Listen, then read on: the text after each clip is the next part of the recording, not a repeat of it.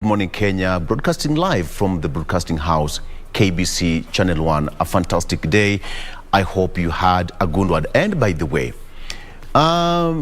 did you know that Senegal actually fought for 8 good years to get that coveted trophy? 8 years. Under one coach, Cisse. And he was a player then. For 8 good years, he was never sacked. He was never bullied. He never faced threats from the government. And if you look at the GDP, according to the statistics, Kenya and Senegal, Kenya has a very stable GDP. We are 66th globally, with a GDP of 87.9 billion, while Senegal is 111th with a GDP of 24.1 billion. So they have done it. What about Harambee Stars? Just asking. Good morning, Jen. Good morning, Doreen. You woke up today and chose violence. I'm just trying to make sense of this, because you can imagine how many years that gentleman, Yes. How many coaches have we had in the national team? I actually read a tweet and someone was saying that it's high time as an African continent we Yes. believe in our own, because oftentimes when you look at most of those football teams, especially in Africa, there's that tendency to hire foreign coaches. And when you look at Senegal, they believed in their own for 8 solid years, no changing, no nothing, up until he became the first coach to say that he led Senegal to win the African Cup of Nations trophy. What does it say about believing in our own and trusting the process and the consistency thereof? How many coaches have you had so far in 8 years? But you know, this goes to show you that also a coach is as good as they really are. You know, because if they have stayed with him for all those years, because they would have, you know, gotten a different coach if they wanted, you know, different results. Yes. But he was delivering as per what they were hoping to get, and eventually they did win. But I think here in Kenya, we've always had a lot of challenges when it comes to the national team, not just from the coach. Even there was a time back when guys were complaining that we need sportsmen to be leading some of these organizations, Yes. because those that are there do not understand the craft. Actually, the it's Marigas, business. it was sometimes late last year. Yes. Yes. For them, it's just another business they're managing. They don't understand the craft itself because they haven't been there. You know, they haven't played basketball, they haven't played football, they haven't played rugby. You know, they haven't run on any track. And you know, he was a player then. He was. You see? He was in the national team, Senegal, way back. Then he retired from football and now he's now coaching the national team. And here we are. Okay. We started with some football today. That's amazing, right? Okay. Kazi ya Mungu haina makosa. Haina makosa. It was an amazing day yesterday. President Uhuru Kenyatta, for the first time, hit directly at his Deputy President William Ruto, saying that, you know, business cannot be done on top of cars. We'll be discussing that later on in People and Politics with Daniel Orogo and Dr. Rotich. But before then, first things first, let's just introduce the team members. We brought the protocol. Jen, Doreen, and Regina. Good morning. Good morning, good morning. Welcome once again to the program. I am Jane Womboy, and today, as always, every Tuesday we get to have our health conversations. And today we're going to be talking about the metabolism that our body gets to go through. How does it work? How do you know if you have metabolism imbalance or your metabolism is actually balanced? Because we always talk, you see people who eat, but they don't gain weight. Yet the amount that they put in their bodies, it is not proportional to the size of their bodies. And others, okay, nusa tu chakula hivi, weight gain. Yeah. What is that? That is what we're going to be exploring today. And aside from that, today being the 8th of February, it is the International Safe Internet Day. And that is also a conversation that we'll be having in not too long to just understand where we are. And especially during this pandemic, that the internet became almost a daily requirement for so many individuals for that matter. So how then do we make that space safe for our children in this day and time? So all that will be coming up in not too long. Doreen. Kina nani hawa wakinusa chakula hata wajakula? Mimi nikwambie. Wanafura. Unanusa tu hivi kilo 7. Na mwingine atakula 19 kilos na Akunywe salad. Understanding your I think that's going to be a very metabolism. interesting conversation. Given a time where we're living in a space where people are really trying to lose weight and do not know even what to do, what not to do. So I think it's going to be a very interesting conversation. That's why our viewers need to stay put this Tuesday morning. Obviously, we always have a packed up show for you, a lot in store. And this morning on the roads, our focus will be what is happening along Ngong Road. This is simply because since late 2020, those 3 various footbridges that were supposed to be installed at various areas after the completion of phase 1 and phase 2 of Ngong Road, it was to begin at that time, but that hasn't happened yet. I'm talking about areas of Kenyatta National Hospital, the Coptic Hospital, and Kenya Science. If you're someone that chooses that particular route, then you've noticed that that hasn't happened, and there's actually nothing happening towards implementation of that particular project. But as of August last year, there was an update that was given by Kenha. So this morning, even as you look at the roads, you look at that particular update, as well as why that project has stalled, and ultimately the entire traffic flow altogether. Many thanks for making time. I'm Doreen Arange Okelo. Good morning. Being the 8th of February 2022, you're tuned to KBC Channel 1, and this is Good Morning Kenya. We have so much lined up for you in as far as news updates are concerned. One of them being the issue of children's safety. There's going to be a campaign, so to speak, and a function that is going to be taking place outside the Nation Center. This is somewhat a demonstration, so to speak, that is going to be carried out by some stakeholders within, within the country, rather value chain, matters of, education.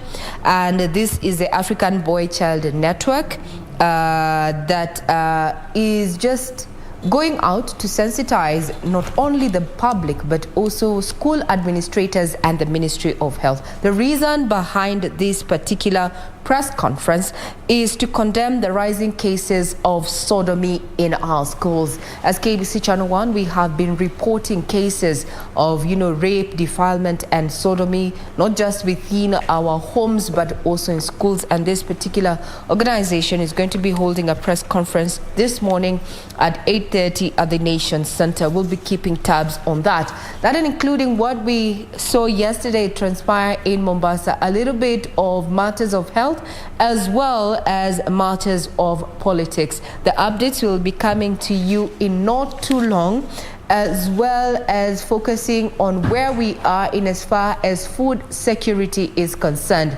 Yesterday, the government rolled out a 5-year strategy where it intends to spend 23 billion shillings in tackling migratory weeds and pests, and this comes from lessons learned from the locust invasion of 2019, as well as the issue of the fall armyworms. It's going to be involving several development partners in this particular strategy, including the World Bank and UN's FAO. You're in good company. So in a few minutes, we're going to be bringing you up to speed. Well, if you are not able to watch us from the comfort of your television screen, well, you can get online. We are streaming live on our various social media platforms, and our Twitter handle is also open for your feedback. My Twitter handle is at Ray Manyara. Our official station handle is at KBC Channel 1. In a bit, we speak news. Do not go away.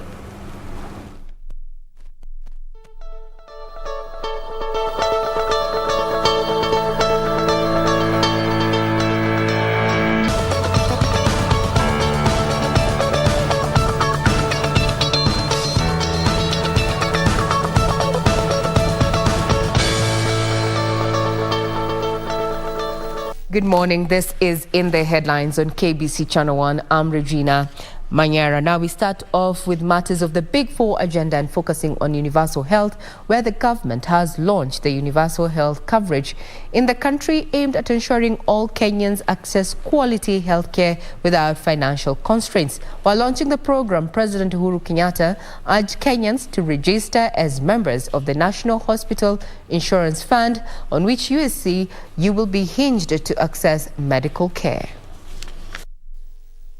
On Monday, President Uhuru Kenyatta was in Mombasa County to launch the Universal Health Coverage Policy, meant to accelerate the implementation of UHC across all the 47 counties.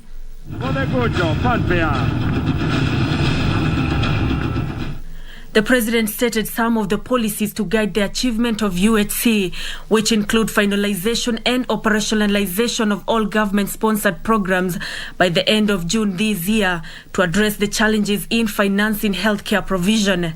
Others included digitization of services and interlinking the biometric registration at NHIF with the Huduma number database. My administration has developed the universal healthcare coverage policy covering the period 2020 to 2030 to guide the acceleration of the progress in attaining universal health coverage. I am also pleased with the development of the Kenya Health Financing Strategy, which proposes practical solutions to addressing financing challenges. The head of state enumerated milestones in healthcare provision, such as increasing the total hospital bed capacity in the country by 47%, while the ICU bed capacity saw a 502% increase. 15,234 healthcare workers were recruited under the Universal Health Coverage Program and COVID Management Program, and in addition, community health coverage has been increased from 10% in 2013 to the current 91%. The president said that through the reformed health sector, Kenyans were now able to access services such as cancer treatment at an affordable rate instead of traveling abroad for treatment. Hakuna haja ya kutaabika, sijui niende India, tufanye nini, hapa tu Coast General utibiwe hapa. Ukiwa na open heart surgery, inafanya. Ukitaka kupasuliwa kichwa, enda Embu, upasuliwe huko. The president underscored the pivotal role the National Hospital Insurance Fund will play in fulfillment of UHC, urging Kenyans to register as its members. Kila Mkenya awe ana uwezo wa kwenda hospitali na kutibiwa na kurudi nyuma, kurudi kazini kwake bila kuwa amefilisika na ameishiwa, ameuza vyombo vya jikoni, ameuza vitanda, ameuza kila kitu kwa sababu ya ugonjwa. Hii ni kitu ambayo itagusu mtu mwenyewe, bibi yake ama bwanake, mtoto wake na wengine ambao wako hiyo nyumboma yao.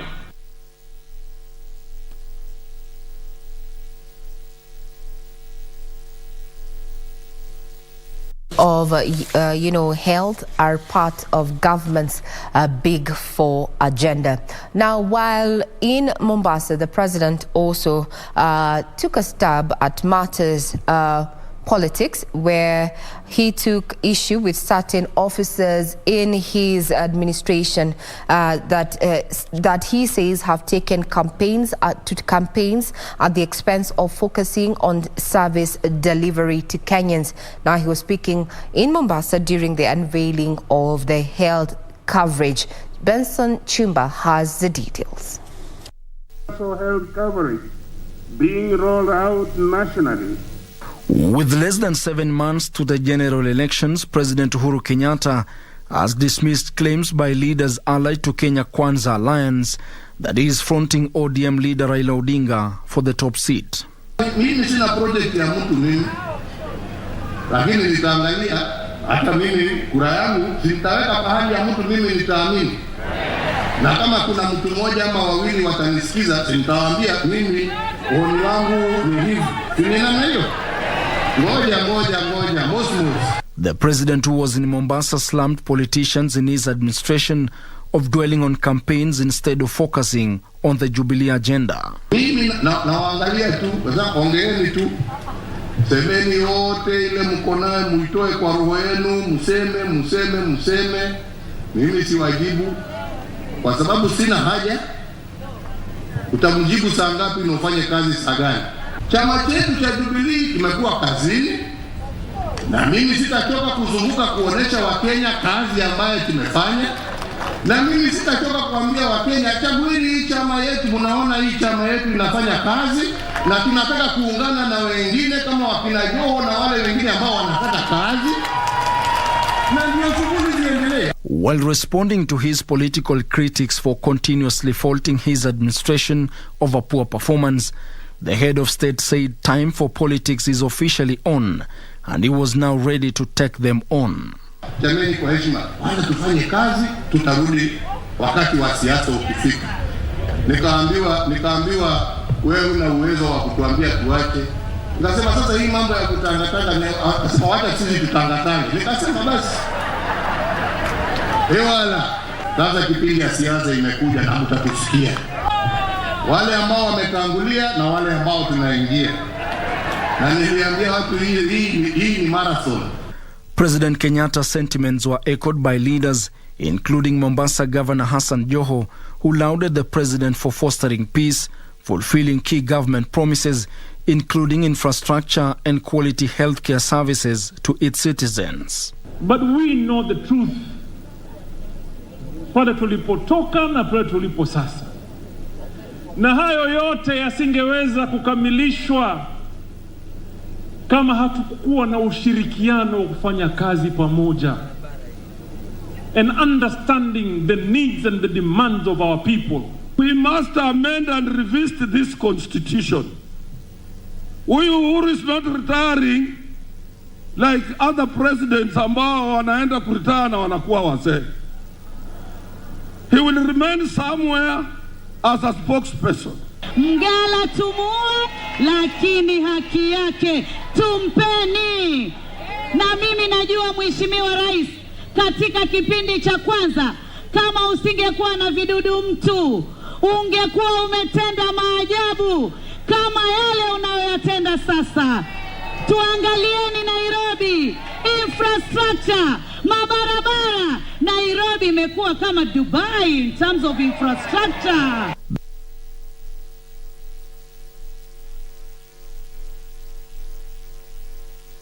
That was happening in Mombasa. We still had to keep up with matters politics, and Kenya Kwanza Alliance has promised major changes in the education sector should it form the next government led by Deputy President William Ruto. The alliance's leader, who were in Busia, said the new competency-based curriculum is a burden to ordinary Kenyans that they said cannot keep up with its requirements. Cliff Okech reports.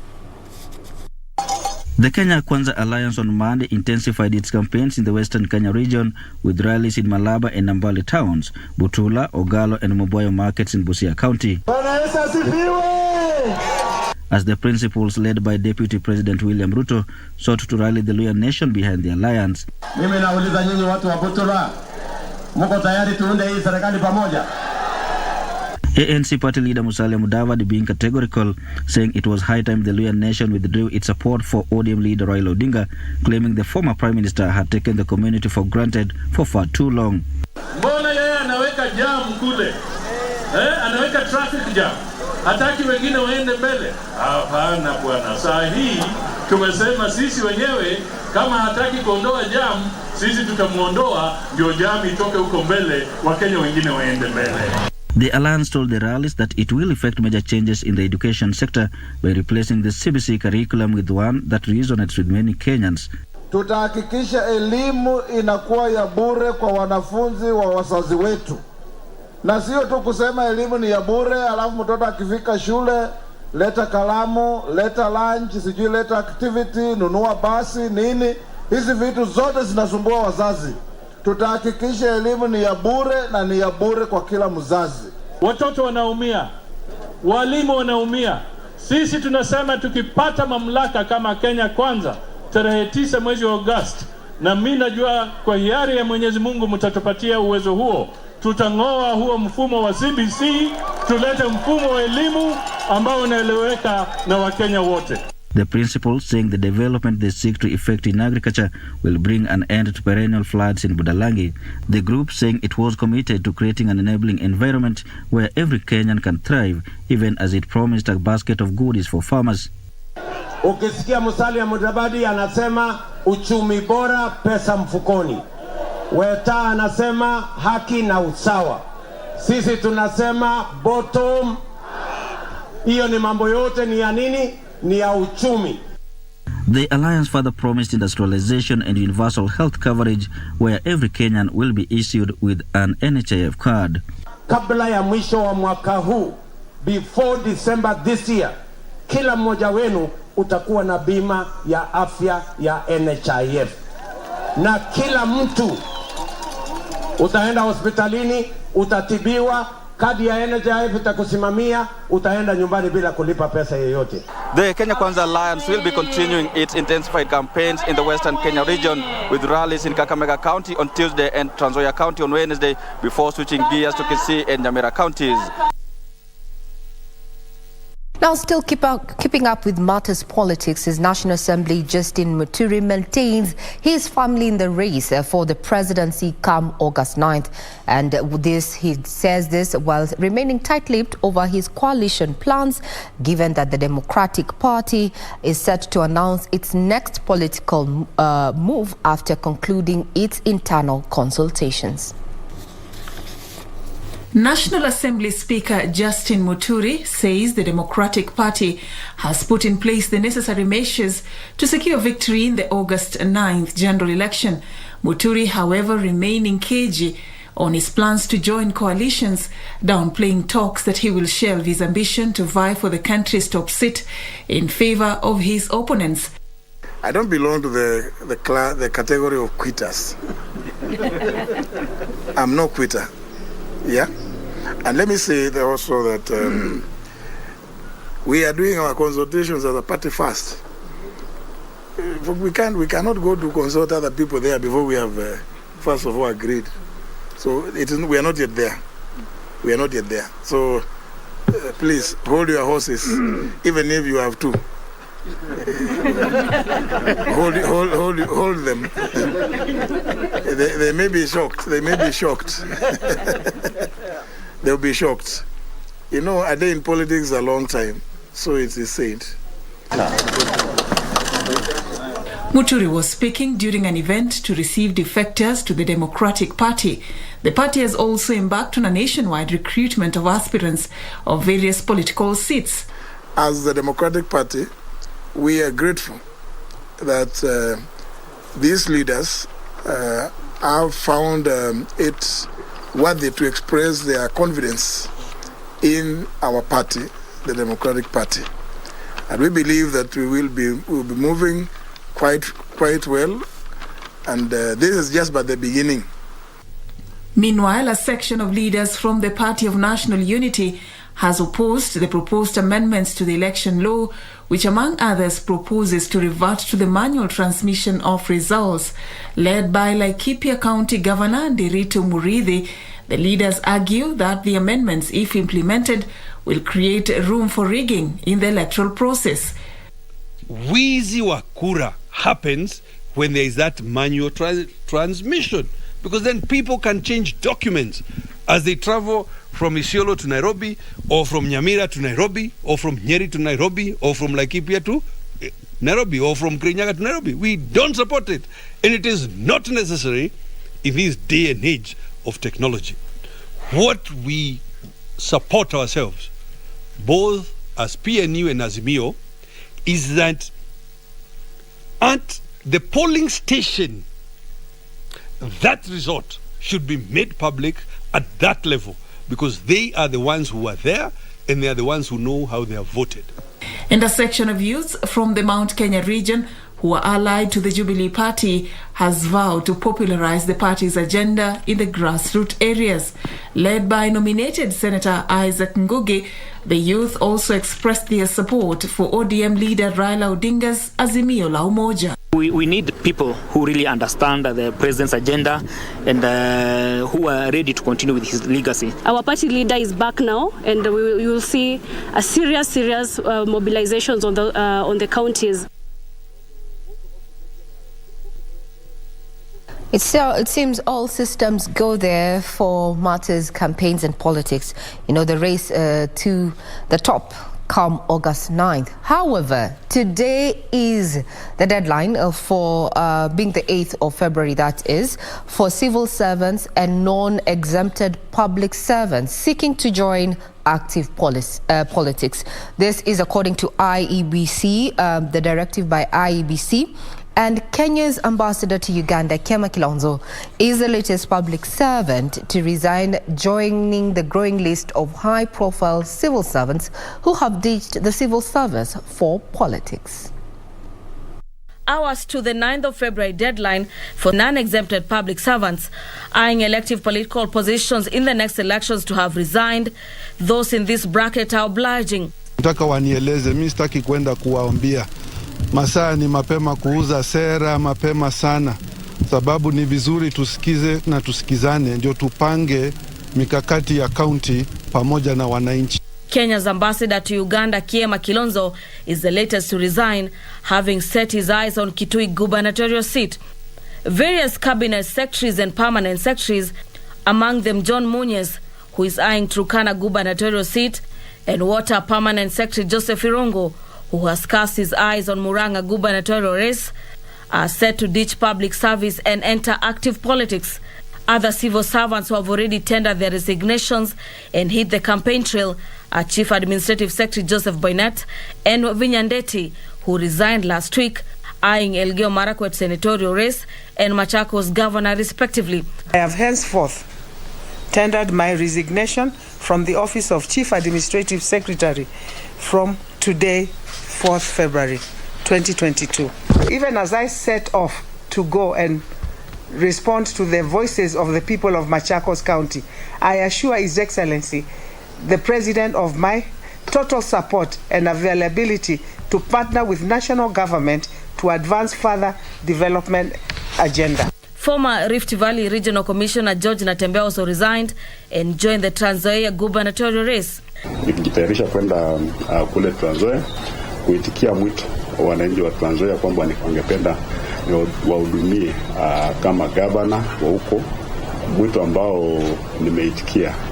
President Uhuru Kenyatta's aide Michael Wakenda also resigned to run for Kiambu senator position. The head of state, through a memo issued by the head of public service Joseph Kinyua, directed those with political ambitions to vacate office before 8th of February. The law requires that government officers eyeing elective seats vacate on or before the 9th of February. Well, that particular deadline happens to be today. So if you haven't resigned, then you need to do so by end of day. Our very own Bonim Sambi is also going to be getting into elective politics, and we wish him all the best. On that note, we take a quick break. We'll be right back.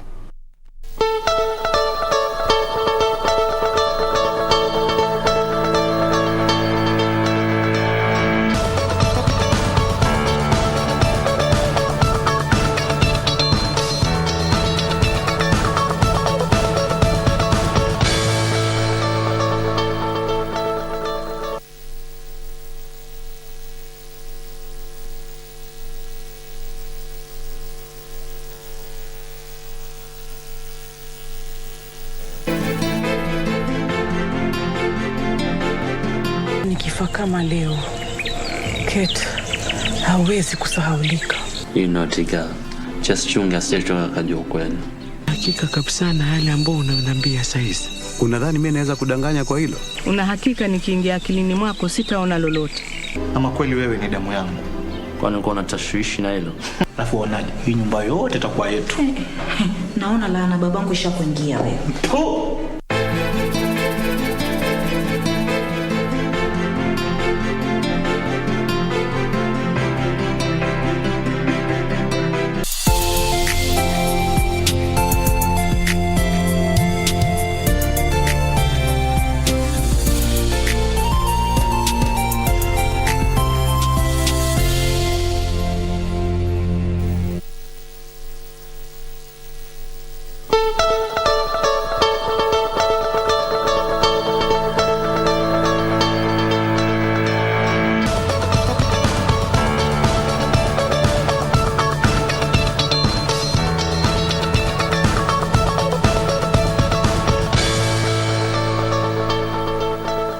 You're watching KBC Channel 1 and this is Good Morning Kenya. I'm Regina Manyara. Now off to matters business. The government plans to spend 23 billion shillings in the next 5 years in capacity building, coordination and preparedness in managing migratory and invasive pests as well as weeds. Agriculture Cabinet Secretary Peter Munya says the government will work with development partners such as the Food and Agriculture Organization in implementing the program aimed at boosting food security. Climate change has exacerbated the emergence of pests and diseases that have been hibernating for years. Whenever we have an invasion or whenever we have an epidemic, we've always reached out to our partners, and I really want to say we are really grateful about this. In 2019, the desert locust posed a food security threat after invading farmlands in 32 counties in northern, eastern, coastal, central, eastern and Rift Valley regions. As such, migratory pests and invasive pests are posing a new challenge in the country with devastating effects on the environment, food security and the livelihoods of farmers. This ministry, with the support of FAO and the World Bank, spearheaded development of the strategy for management of migratory and invasive pests. To mitigate this, the government has rolled out a 23 billion shillings worth 5-year strategy encompassing the establishment of a modern information and knowledge management system to strengthen surveillance, forecasting and ensure timely and effective control operations. We're getting ahead of the issues as opposed to waiting for the crisis or the challenge to come to us and then figuring out ways that we have to address it by immediate or emergency assistance. Kenya will be partnering with the World Bank and the UN's Food and Agriculture Organization so as to fast-track implementation of the program. So I'm looking forward to continuing with that effort of collaborating, working together. National government will continue to provide the coordinating role that is required and also raising the resources that are required for us to be able to move the agenda forward.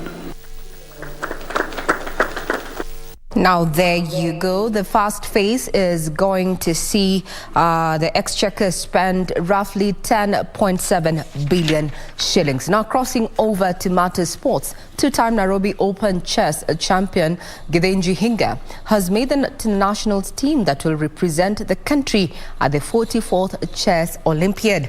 43-year-old Hinga is one of 10 players, 5 male, 5 female, that secured a ticket to play at the Olympiad to be held from the 26th of July to the 8th of August in Russia. Open chess champion Githinji Hinga is among 10 players that will fly the country's flag at the 44th edition of the Chess Olympiad to be held from the 26th of July to 8th August in Russia. The 10 players, 5 male and 5 female, were selected after the third and final leg of the Kenya Olympiad qualifiers held at the KCB Ruaraka Sports Club over the weekend. Candidate Master Bernard Magana leads the team, having amassed a total of 8.5 points during the qualifier, with the others being Bernard Nguku, Njoroge Martin and 17-year-old Robert Makligeo. Joyce Nyaruai tops the ladies list that will travel to Russia, with the others on the list being Sasha Mongeli, Glenda Madelta, Julie Mutisia and Cynthia Obondo.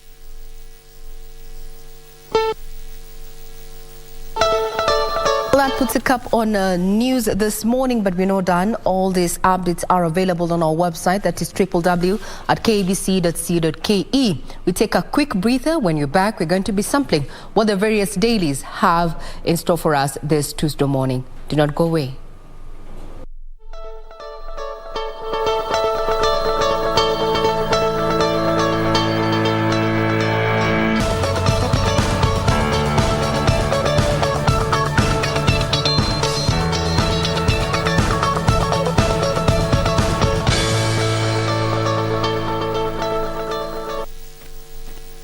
All right, and we are back. We want to move on to the next segment, and that is in the headlines. Just now the papers, seeing what has been updated so far. I have a copy of the Daily Nation. Let me just start you off with the front page. Very busy, very busy today. The main read: Uhuru set to endorse Raila at party NDC. Uhuru set to endorse Raila at party NDC. They go on to say it's time for politicking. No, time for politicking is here, and you will hear from us. Now, President Kenyatta yesterday did warn those that are opposed to the Azimio movement, which has Odinga as the flag bearer, to prepare for a tough battle in the coming days says, as he will personally take the lead in regards to this particular charge that they are on.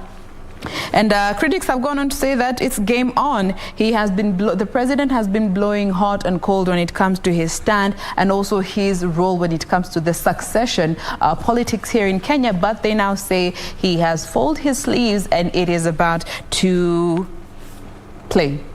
Game on. All right, so away from that, we come to the other story here, still politics. Jubilee won't let us leave, cries UDA. These are some of the MPs and members that are allied to the Deputy President, William Ruto, who say they want to officially deregister from the ruling coalition, but some of them have actually did go through the process only to find out that they have been re-registered again under the Jubilee Party, and they are now reaching out to the registrar of political parties to just make sure that they have a smooth transition when it comes to their resignation and registering with the UDA party, because it is clear that somebody somewhere is making it hard for them.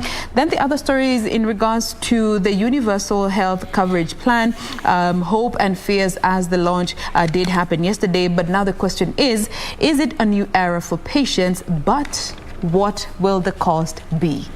What will the cost be for this new era when it comes to patients and receiving medical care within the country? Will it really be affordable for a majority of the Kenyans and accessible for that matter? The other story, the final one in regards to health. This is in regards to the steps that we are making towards getting a vaccine for HIV. So for decades now, research has been ongoing and scientists have been taking up new perspectives and new approaches when it comes to the treatment and how they approach HIV. And there seems to be more hope right now, and especially in this time that we are in this pandemic, because some of the techniques that they used to come up with the COVID-19 vaccine are seemingly also going to be replicated when it comes to finding a vaccine for HIV and AIDS. So they have definitely made a few steps towards coming up with a vaccine for HIV. That is the front page of the Daily Nation for you this morning. Victor. Yeah, still on politics, Uhuru to DP, that's on the front page of the Star newspaper. Uhuru to DP, I'm no pushover as he defends term. Uhuru to DP, I'm no pushover as he defends term. Kenyatta says that you cannot build the nation by endless politicking on top of campaign vans. That was directly meant to have his deputy president put on check. The president tells critics Jubilee is alive, lists achievement. We'll be discussing that one later on in the People and Politics, on People and Politics here. And Azimio appoints Waikenda as head of protocol for 2022 race. Raila's campaign team is in talks with public relations guru, that is Janadine Kariuki, to manage communications. Remember, it's just a week or so where the DP side also picked journalist Hussein Mohammed to run that communications department, and now we also have this on the Azimio side where they are in talks with Jinadine. Raila's ODM to conduct digital party primaries. They say that this is meant to curb electoral fraud and ensure credibility. Party Elections Board Chairperson Catherine Muma said that aspirants seeking party tickets for various positions and seats will apply online and pay through a pay bill number. Let's wait and see how that will shape. Suspected serial sex killer Wanjala to remain in remand. He was accused of allegedly lured 3 teenagers, defiled and strangled them to death. Justice Eric Ogala on February 3rd declined to grant Wanjala bail, saying that the accused is likely to interfere with the witnesses and compromise the case. He's also said that the life of the accused persons may be in danger. Therefore, pre-trial detention is necessary to protect him. Further, he's a flight risk, the court said. All right, that is according to the Star there. Next story, Ruto team's push to abolish CBC will mess up 8 million kids. That's according to experts. They have been pushing for the abolishment of the CBC program. And now experts have warned that a push by Deputy President William Ruto and his camp to scrap the competency-based curriculum will see more than 200 billion shillings down the drain. Further, the education future of more than 8 million CBC learners would be thrown into disarray should the proposal by Ruto's team to abolish the new curriculum succeed should they be elected. I don't know where this started from and how the issue of politics and CBC is connected. But if you ask me, they are touching on the hearts of millions of parents and guardians. And we have got over 8 million kids who are going through the CBC. I don't know what experts will say about this, and the government is still hell-bent that CBC is here to stay. And finally, I'm no pushover. Uhuru wants Ruto. The president said that he has been at work all through, even as others politic around the clock. He was speaking yesterday in Mombasa, remember? Uhuru gave signals that he would openly back ODM leader Raila Odinga in the August 9th election, saying that his Jubilee party will team up with other outfits to form a government of respect. Uhuru said that he and his party have been at work all through as others politic around the clock, adding that he will now hit the road because it is now time to do politics. Okay, that is something that we're going to discuss. Let me not just give you just a sneak peek of what we'll be talking about later on in the program. Doreen. All right, so today marks the last day for those that have declared their bid to vie in this year's general election. This goes by that particular circular that was issued last month by the head of public service, that is Joseph Kinyua, whereby those vying for elective positions had up until today, that is inclusive of CS, some principal secretaries, and the chief administrative secretaries. Now, this poses a challenge to the president because then he has to look for ways in which he will fill up these positions that are set to be vacated. When we get to the details, I'll be telling you some of the ways in which the state is planning to employ so as to fill up these particular positions for the remaining 6 months up until we get to the general elections. And away from that, going to that IEBC voter registration, which ended on Sunday. So IEBC released the report of how that particular process fared on and the number of voters they were able to register, especially in this second phase. Remember, their target was 4.5 million Kenyans, but they only were able to register about around 1 million and so Kenyans. So this is way below the target in which they had anticipated to reach.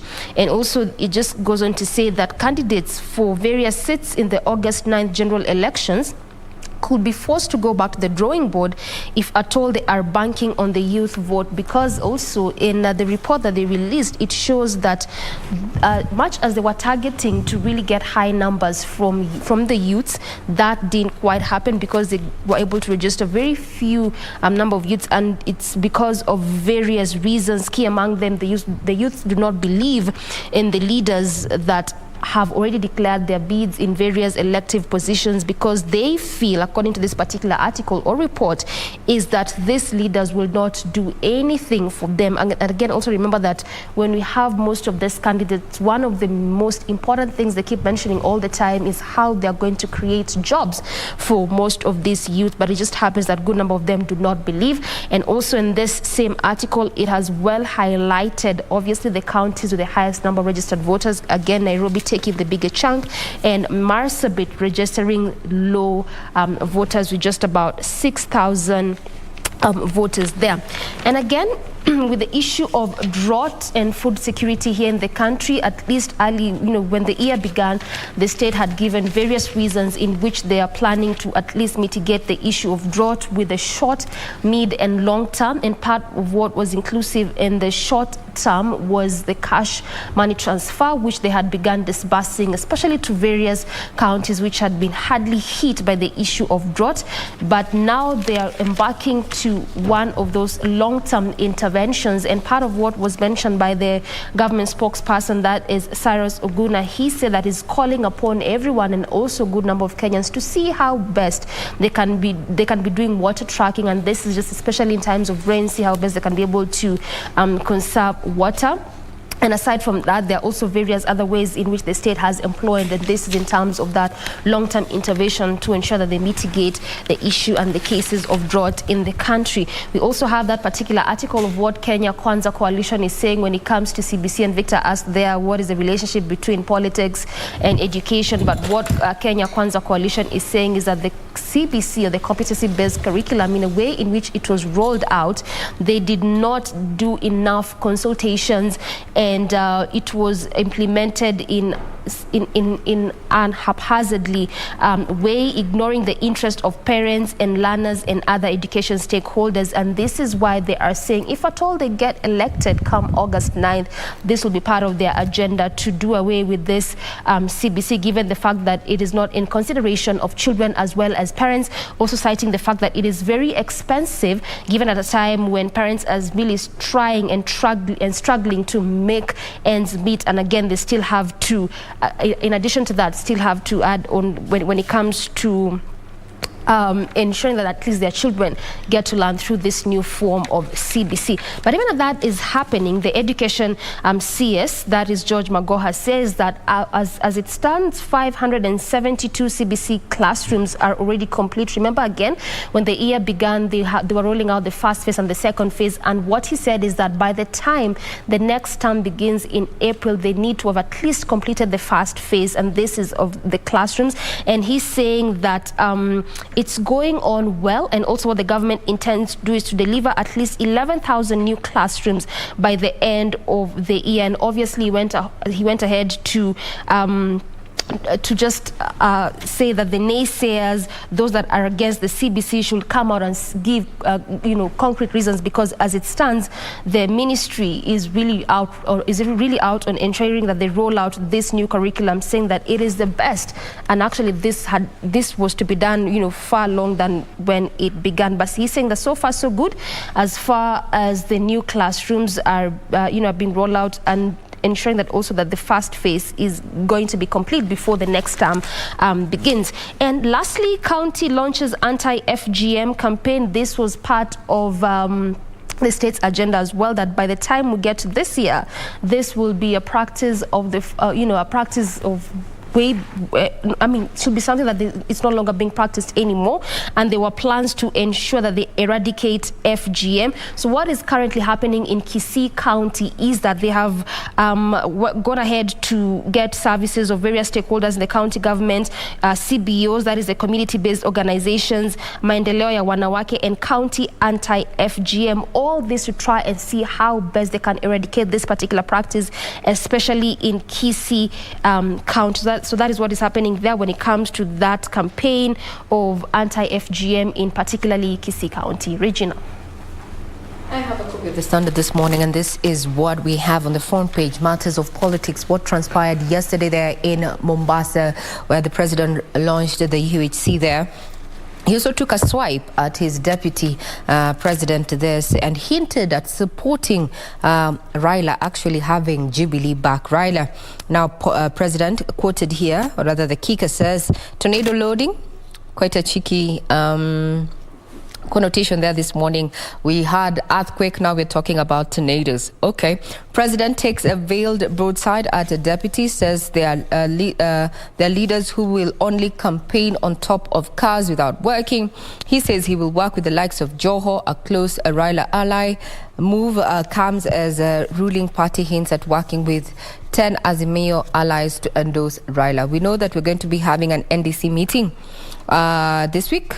So we will be keenly focusing on the outcome of that. That's the front page. That's the main read on this particular daily this morning. Then also, the IEBC has come out to give statistics on, how it performed in the mass voter registration. So phase 1, the IEBC did not meet its 1 million target, and so now the commission has directed that registration officers in the 290 constituencies to undertake a continuous voter registration by deploying 3 BVR kits per constituency. Now these kits will be stationed at the Huduma centers countrywide, and according to IEBC, this will be an opportunity for eligible citizens, especially those who will have acquired identity cards after the closure of the voter registration, mass voter registration exercise phase 1 and phase 2. So you still have an opportunity to register, but now it has to be within your constituency at the Huduma centers. This is after IEBC nets only 1 million voters in the second drive. According to the statistics, it shows that this was quite a dismal performance, missing its target by far. In the first phase, IEBC had targeted to net 6 million new voters. The second phase, 4.5 million voters. Now, it fell short of making the registration process lower than that of the 2010 referendum, the 2013 and the 2017 elections. That's a quick update from IEBC there. So also on the front page, we have matters of, those civil servants who have ditched their roles, or rather are resigning. The deadline is end of day today. And one of them is Nzioka Waiter, who has thrown his hat into the ring and his quest to become the next Machakos governor. So he says come 10th of February, he will no longer worry about the president's diary.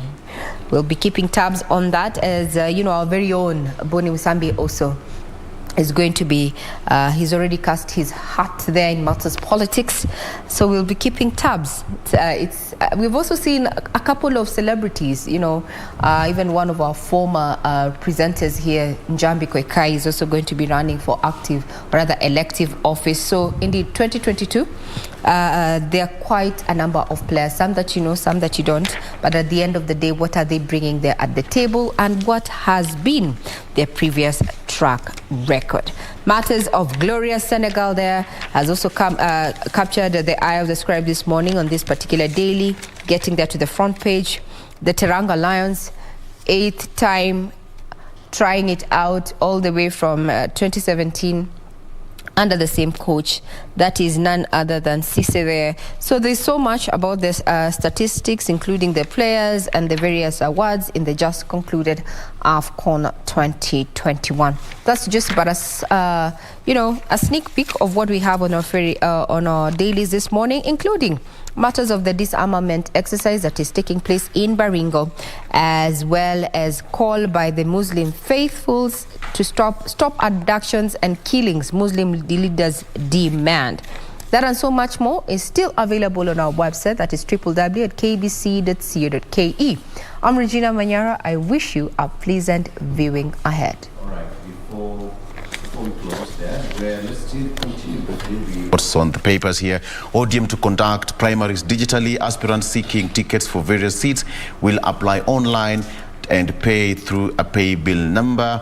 They say that Party Elections Board Chairperson Catherine Muma said aspirants seeking party tickets for various seats will apply online and pay through a pay bill number.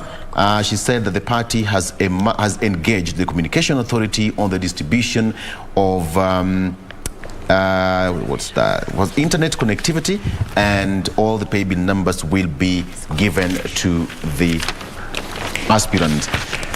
All right, businessman wanted in Rwanda freed on bond by Kenyan court. Ndungu, also an American citizen, was convicted of bank fraud 10 years ago. Nathan Lloyd Ndungu, who is also an American citizen, has been in custody for more than a week. He was arrested as he jetted back into the country from the US, and according to court documents, Rwanda issued a red alert against him 10 years ago in February 2012 after he was tried, convicted and sentenced in absentia. And finally, on sports, we are inviting everyone and everybody to come and witness Tough race ahead. That is according to minor adjustments to Agnes Tirop cross-country course. That, according to the organizers there, that will be taking place in Lobo Village in Eldoret. Tennis Kenya to host Centenary Feat next month. That is, Tennis Kenya is planning to honor their legends during the centenary celebrations starting next month. And of course, they say that Francis Mutuku, who is the TK vice chairperson, said that the celebrations will run from March 1st until the end of the year. That's an amazing thing.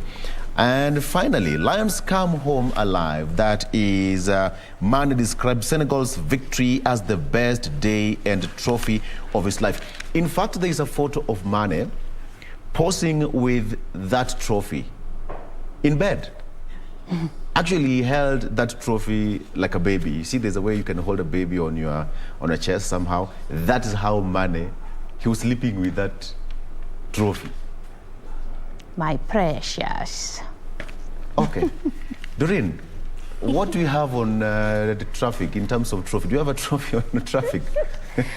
We don't have a trophy today, but we just want to look at the progress of those 3 foot bridges that were supposed to be installed. And even as you continue looking at the roads this morning, I'll be telling you why this particular project has stalled a bit. I'm talking about the 3 foot bridges that were supposed to be installed at Kenyatta National Hospital, the Coptic Hospital, and Kenya Science. Remember that phase 1 and phase 2 of Ngong Road construction was already complete. What is still happening is that construction of phase 3, and part of what has stalled that project is the encroachment of small and medium scale business traders to what we call the non-motorized transport system area. Part of what has also stalled that project is because that is one of those areas in which just remained when it comes to the entire construction process of Ngong Road. So this morning we look at the traffic flow of that particular stretch and also look at perhaps what has made that particular process stall a bit.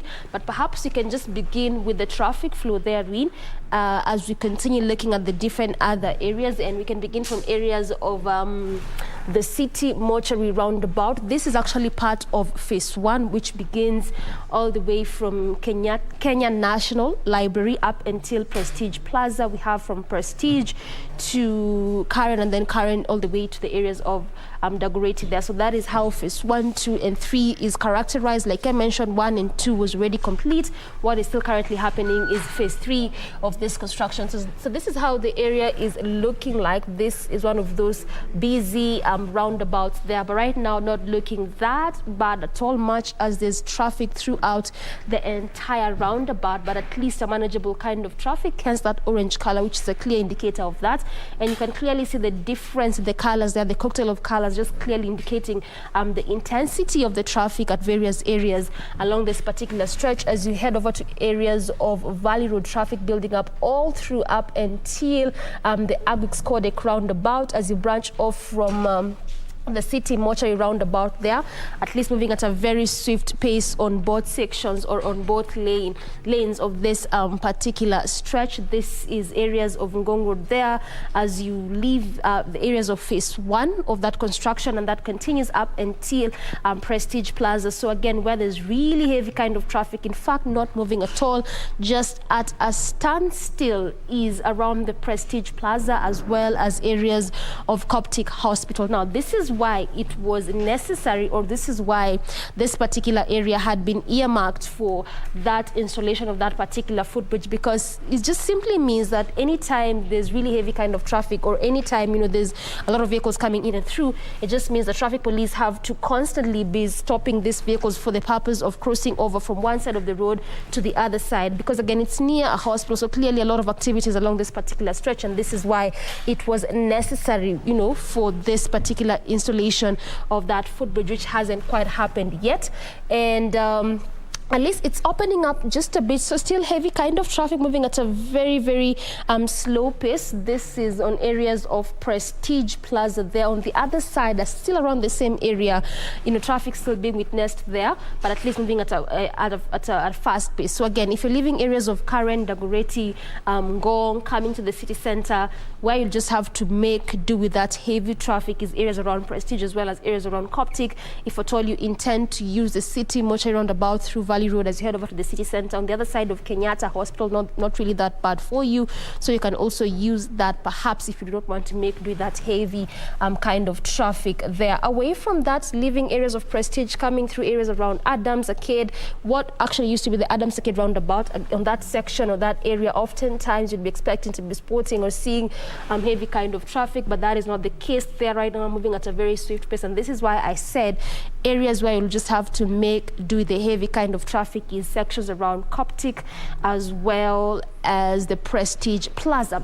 That is how it is looking like this morning in terms of traffic. Our focus has just simply been on what is happening on areas of Ngongoro. And like I mentioned, when we get to the next link up, I'll be telling you why these projects have stalled. This is in terms of the installation of those 3 various footbridges. Remember that also part of what was inclusive in this entire construction process is proper drainage system, traffic lights, traffic signals along that entire stretch of Ngongoro. But that is how it is looking like at this time of the morning.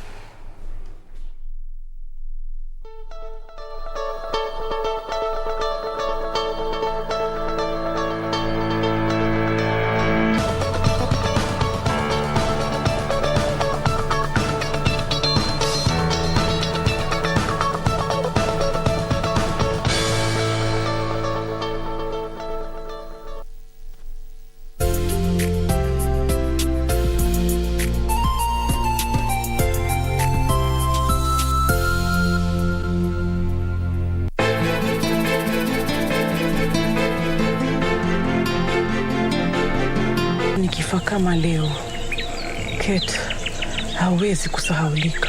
You naughty girl. Just chunga asije akajua ukweli. Hakika kabisa na yale ambayo unaniambia saizi. Unadhani mimi naweza kudanganya kwa hilo? Una hakika nikiingia akilini mwako sitaona lolote? Ama kweli wewe ni damu yangu? Kwani uko na tashwishi na hilo? Alafu onaje? Hii nyumba yote itakuwa yetu. Naona laana babangu ishakuingia wewe.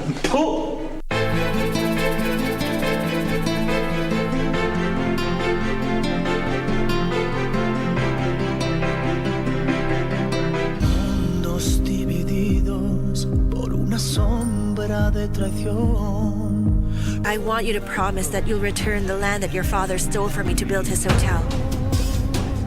I'm not going anywhere. You and I need to talk. No!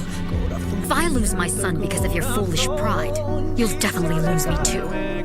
And I mean it. Let me see it. This is none of your business. No, Get your I need hands to off see this. what this is. Why are you hiding it from me? If you try to hurt me or my mother again, we'll deliver what's in that safe to the police. Is that clear? I will never stop loving you. And do you know why? Why? Because you're the father I never had.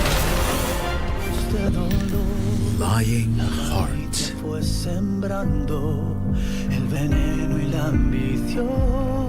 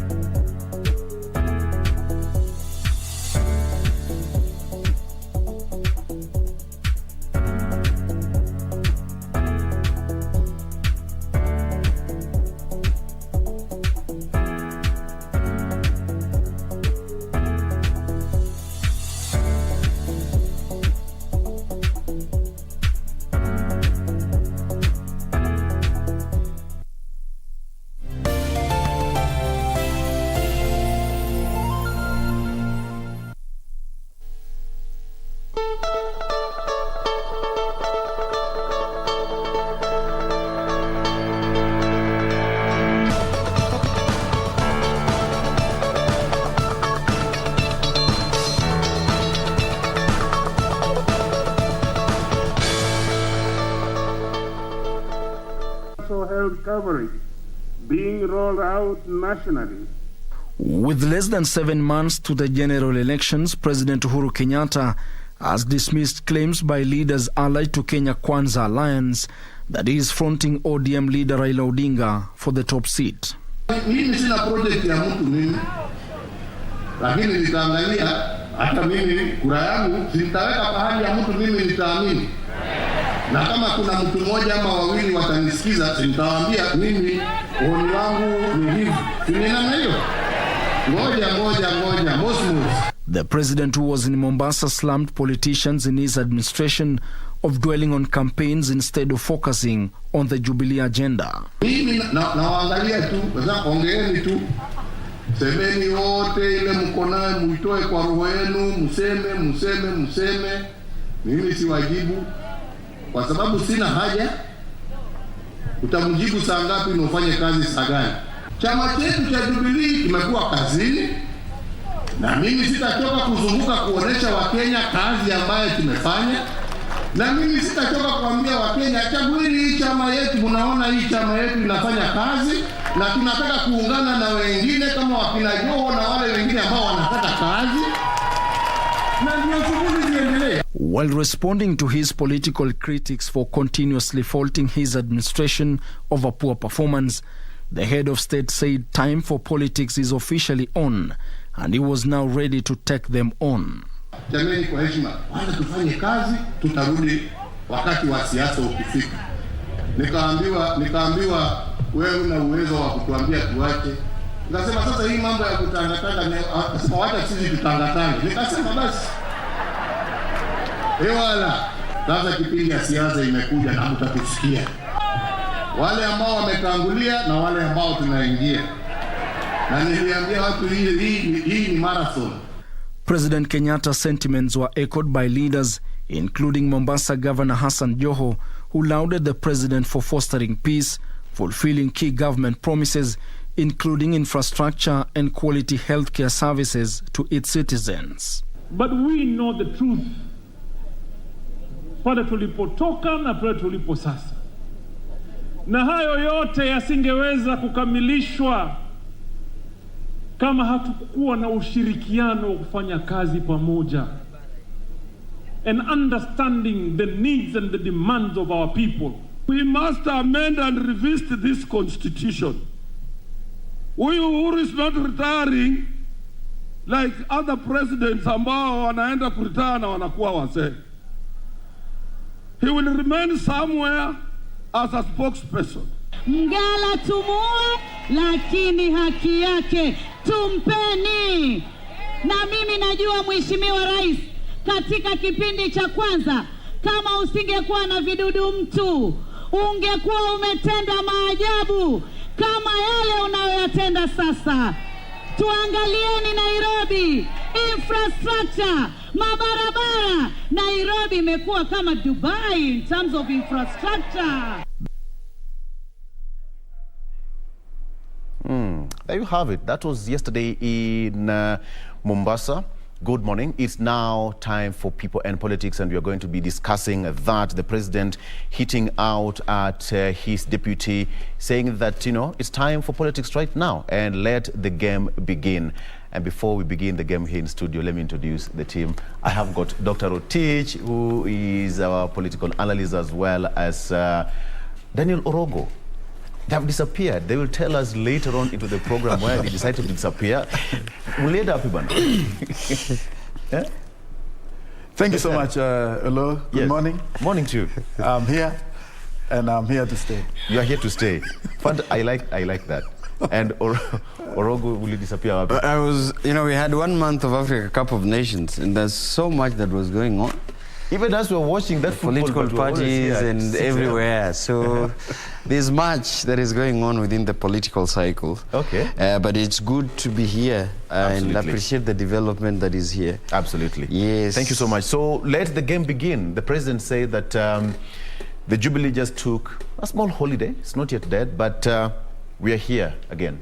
What do you make of that statement, Dr. To start with you, where the president said that, you know what, we have to do it right now. It's time for politics. I think, although, if you can remember, the many times the head of state has been telling Kenyans that it is time to work and not politic. Now he's informing the Kenyans that it is now time for politics. Because I think he was referring the team that is led by His Excellency the Deputy President, that they started campaign early. And then by the time when he was telling Kenyans it is time to work, it's time to deliver on the deliver on the pledges that they made to this country, and then the other team were busy. They started the campaign early. Yes. So, as part of what the head of state said is that now that we are now embarking on real politics, this is the time to politic. And he has opened up the boundaries for politics, because he never uttered only about politics or the beginning of politics. He also said that he'll take side. Because he emphasized on having one vote like any other Kenyan. Yes. And that when the time comes for voting, he will vote for his preferent, whether he's or the two, whatever. He said it's like every Kenyan having a single vote. I think what His Excellency basically came out very clearly is that he's going to support Right Honorable Raila Odinga in the coming election, because he mentioned that we shall be a team of like Akina Joho. Joho is the deputy chairman. The chairman of the ODM. And in this case, in that note, he was referring to Right Honorable Raila Odinga, that he's going to join up with him. So, but as captured in the news, although that the president will support Right Honorable Raila Odinga, to me, it is not news, because since the inception of the 2018, the handshake itself, there were a lot of speculation that His Excellency was eyeing to team up with Raila come 2022, which is actually becoming a reality today. It used to be rumors, people used to speculate, but now it is real that His Excellency the President will work. And then when you also looked at the utterance of Atwoli, yes, he said that he repeated the same thing that he once said, that His Excellency the President is too young to retire, and that he will be somewhere there as an Ajib advisor. But I believe at most, His Excellency the President seems to have struck a deal with Right Honorable Raila Odinga to form the next government. I don't know in which position he will be, but somehow he will be there, very present. Daniel, the game is on. Yeah, and there is a Hans Tabernacle right now. Exactly. That the battle lines are drawn, and there is no jittering around. It's what it is as we speak. That all political axis is taking a direction on where they would want to be in the campaigns and after the campaigns. Yes. So whether form government or be in opposition politics. Let me also recap on what you've just mentioned. That the president, equivocally said, it's time that we have been working, but it's now time to politic. 6 months down to elections, we are still seeing that indeed the country is gearing to politics. Yesterday marked the deadline of resignation of public servants and state officers who are occupying, their respective public offices. I haven't yet seen, because that was expected, that would be a mass resignation of public servants and state officers and heads of corporations and chairmen. All these people who are serving in these offices. I haven't really seen it. So it's something that I'm still yearning for, to see who is resigning, to run for a political office. But that be it said and done, I begin in that direction by saying that particular amendment or that particular law is very, very, unfair to some people. Because as you are expected to resign from from a state office, Article 43(5) of the Elections Act mentions those who are supposed to resign. And it's saying that they are, public servants, CS, PS, and CAS who are supposed to resign from public office by yesterday. Then it exonerates, the sitting incumbent members of parliament. It exonerates the members of parliament, the MCAs, the senators. So why I begin by criticizing this law?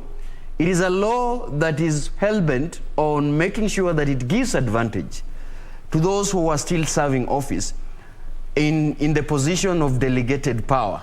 But it also, it's very unfair to those who are sitting as public servants who have to resign. So, Victor, if I'm a sitting member of parliament and you are a public servant who've just resigned from the office, I have an advantage over you because I am still using public resources in the office that I serve. Vis-a-vis you, who you are told to resign and never be seen in public office, at all, and yet we are competing for the same position. I'll get into that. So I think that is. I just wanted to begin with that, because that is very important to mention it as we proceed. Let me also just put up, okay, because when you talk of members of parliament who are still in office right now, they have got security of tenure, 5 years, that runs, you know, legally from the day they are sworn in. It's the same as president. They have got 5-year term. So for you to resign, it means that you have to go to an election. And these members of parliament are elected. They are not appointed. No, listen. What we are saying, that at an equal footing of a political office, where you and I, for example, are running for the same position, you serving as a public servant, you have to succeed 6 months, go into the field and campaign. I am running with you in the same office, but I am a delegated power, because that has been delegated to me through elections, through ballot. And so I have to serve until my term expires. So in other terms, I have an advantage of accumulating resources at my disposal. So what if... You know, to campaign against you. What if a public servant's term ends next year in June and you want to vie for a position? You see, what I'm saying simply is... in that situation? What really I'm saying is the law, I think this is what needs to be canvassed probably. Because even the petition of that law, and you mentioning the young people who are running for that office. Yeah. For him, and Justice Brima gave an order and say this kind of amendment to this type of Law Elections Act 2011 had been canvassed 10 years ago. That was in 2012. But that's what I'm saying, that it needs to be interpreted by the court of law and tell us why the interpretation and the application of that law probably is not favoring some elements of it. Now, what you've mentioned, I think, let me come back to this. All is set for the National Delegates Congress, for the two parties, same day, different venues, I think. And as you see in the headlines, that a sitting president and President Uhuru Kenyatta is set to endorse, one of the party leaders. Yeah. I mean, it's in the public domain. It's not an assumption. It is in the public domain. And so let me say this in perspective. President Uhuru Kenyatta is a Kenyan, and he is a head of state. And he has an interest like anybody else to support whoever he wants to support, and to endorse whoever he wants to endorse. Because I am seeing in different quarters, he's being compared to his predecessor, that is the retired President Mwai Kibaki, who didn't so well, had hands off in his succession as to who he wanted to succeed him. President Kenyatta has been very clear that he is interested in managing his succession, because he wants to leave a country in a safe pair of hands. He wants to leave a country in a safe, secure, and a peaceful Kenya, where you don't want a country to be inherited, and I'm quoting him, by a corrupt cartels of people who would want to steer the country into an economic crisis, into a constitutional crisis, and have the future of Kenya in limbo. I think this is what he said, and that is accorded to him as an individual, as a leader of this country. And so, as I conclude, one of the things we would want to do is to avert the constitutional provision. And this is where I want to fault, Mr. Tuole into this. President Kenyatta is bound by the Constitution that, one, he cannot run for another term until Kenyans, in their wisdom, decide to give him that through an amendment of the Constitution and through referendum. As we speak, his term ends, on 9th of August. He can only purport, but he cannot have a full control of who is going to succeed him. That is left to the Kenyans. He doesn't have full control, Daktari, but then he said that he's also a Kenyan with one vote. So he's able to pick any candidate of his choice to steer this country. I think law, the Constitution is very clear. Kenyans are the one to determine their future. Kenyans are the one to determine their fate through a vote. Just like what His Excellency said, he has only one vote to determine whom he is going to vote, but not to determine the winner of the presidential race come 2022.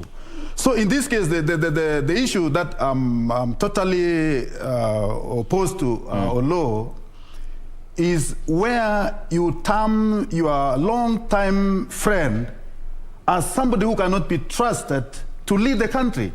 if you can remember, Olo, before the 2018, the handshake, 2017 was the climax when they did the last election. I mean, along with this, the deputy president. So they had the first term together, they had the second term together. Now, after the election of the 2017, my friend, what is it that it changed the mindset of His Excellency the President to view his successor to be the deputy president as somebody who could not be worth to lead the country? Okay. I mean, these are some of the things that we are asking today. We are longing to know, even today, the Kenyans would wish to see or to know what really transpired, what really changed the mindset of His Excellency the President after kumi yake, kumi Ruto. I mean, I think Kenyans are waiting to know what really happened. Was it personal? Was it a public, or is it because of public interest or a personal interest? Those are some of the big questions. A big question that the Kenyans would expect to hear from His Excellency as he embarked now on his campaign trail. Because he said, very soon you will see me in the campaign trail. That is what he uttered yesterday. And then he has his own preferred candidate, which is no longer a case, but Right Honorable Raila Odinga. So in this case, Olo, what we are actually looking forward is that he will have a hard time to convince Kenyans that the first 5 years was good with Ruto, and the second 5 years were equally, good but bad, because after caning his, after being put into the power by the same people that he doesn't want to hear now, he is now saying that he is not comfortable with them. Was that choice cast on stone? Because people tend to... Let me tell you... This is politics. Politics is a law. Yes. I know it's a dirty game sometimes. That is why it brings about the ugly issues that we least expected that it was going to be. But having promised and also having had a joint venture in the first term and then the second term, after you have been assured of a place in the leadership, now you disown your own brother. I mean, those are some of the reasons we are still waiting for, to hear from His Excellency the President. Promises are broken. So when you say we, when you use the term we are waiting. I'm a Kenyan. Listen, Dr. Rotich. I mean, President Kenyatta has said it at the footsteps of bombers of Kenya during the launch, I think, of BBI, the relaunch of the report. President looked the nation into the eye and gave reasons as to why he's not supporting in second in command. Yes. He said very well that this is a man that when I stand and I look at that direction, he is running a relay race in the opposite direction. This is something that is in the public domain. We are not speculating. Let me tell you. He said this. Let me tell you, you had your time. You had your time. That's why. Let me just explain something there. Because I don't want you to misquote me. What I said, this man, the deputy president of the Republic of Kenya, was good in the first term. He was good until the election of 2017 was done. And then go back a little bit to Oroko. We are Kenyans. We politic before the 2013 and then 2017 we also politic. If you can compare the utterances which His Excellency the President and the Deputy President said against Raila before how can you say this one is more genuine than the other one? So in this case, this is politics, Mr. Olo. It is actually pure politics. So you overheard about, there are two gentlemen who said, they confessed to his Right Honorable Raila Odinga. And he said, you are Right Honorable Raila. You see what? We character assassinated you so that you were to be defeated before the 2013 and 2017. Yes. Right. So they said, we character assassinated you. So what is happening now, Olo, is that the same professional liars, the same professional maligners, are the ones who are now talking against His Excellency the Deputy President, maligning him with all sorts of things. Talk about corruption, talk about everything that people are saying now the country will be safe because of this one. How has it been safe all of a sudden? Yeah, that's what we are saying. These same characters served with him in Parliament, served with him at the campaigns for 2013 to 2017. Yes. And all in all, what I'm agreeing with you, Dr. Rotich, is that the nature of our politics in this country is what you're admitting calling a politicals of maligning people after serving in office. And the ideal versus the reality is that once any political or politician gains a mileage towards a platform, then he or she tends to forget probably the people that they fought with that cause. But then the reality, and Olor, as a young political aspirant, probably on this platform, let me also correct the notion here that every time when you get into political, campaigns, or you want to get to a political cause, you are told that be prepared because you are getting into a dirty game. You are getting into something that is muddy, and you are getting to something that you won't even come out alive into it. So you see, when you hear this kind of pronouncements, you hear these kinds of advices and warnings. Yes. As a person who is gearing to making change and becoming a transformative leader, you really wonder if you can wade into this kind of course and probably deliver and win an election that is credible, free and fair. Because this is the problem that we are having. Harvesting members of society and putting them into political leadership, well, the means towards getting to that direction was not equally well.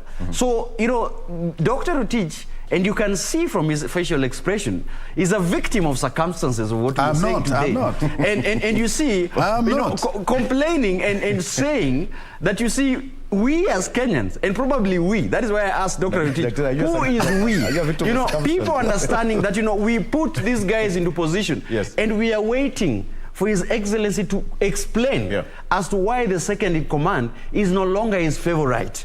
I think that is what Dr. Rotich is saying, but also confirming that indeed the circumstances under which this dynamic duo before they came up together was solidly not in a foundation of democracy, not on a foundation of respect to internal party constitution of Jubilee Party.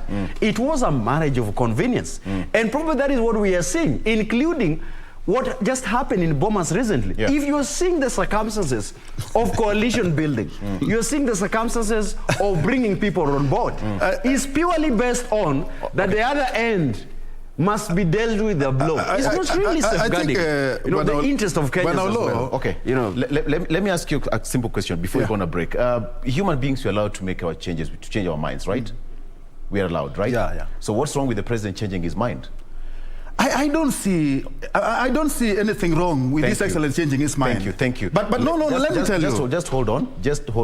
Let's take a break. And when you come back, you tell me why the president did not have any problem or did not make any mistake by changing his mind. And he hasn't recounted even that statement in public. I don't know why Rotich is weird. He's never said that statement is no longer tenable. No, you said he's a victim of circumstance. No. What I'm saying, let's take a break. Let's take a break. When we come back, we're still going to delve more into this, and Dr. is going to tell us whether he's a victim of circumstance and why the president is still okay to change his mind. We'll be right back.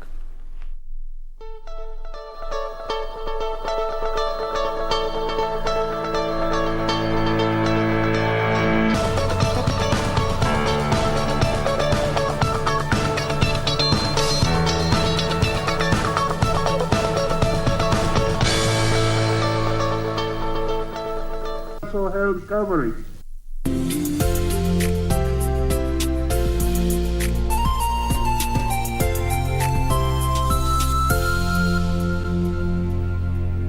Keep abreast of the developments live from the National Assembly and the Senate. Honourable members of Parliament. The questions. When is the construction expected to commence? The motions. Beg to give notice of the following motion. The debate. Will as many as want to be to say aye. The statements. A statement on an issue of general topical concern. The petitions. Order number 4, petitions. Stay tuned to KBC Channel 1 and Radio Taifa for live proceedings from both houses of Parliament from Tuesday to Thursday. Live, uncensored, unedited. KBC, your national broadcaster. Divididos por una sombra de traición. I want you to promise that you'll return the land that your father stole from me to build his hotel. I'm not going anywhere. You and I need to talk. No! If I lose my son because of your foolish pride, you'll definitely lose me too. And I mean it. Let me see it. This is none of your business. No, Get your I need hands to off see this. what this is. Why are you hiding it from me? If you try to hurt me or my mother again, we'll deliver what's in that safe to the police. Is that clear? I will never stop loving you. And do you know why? Why?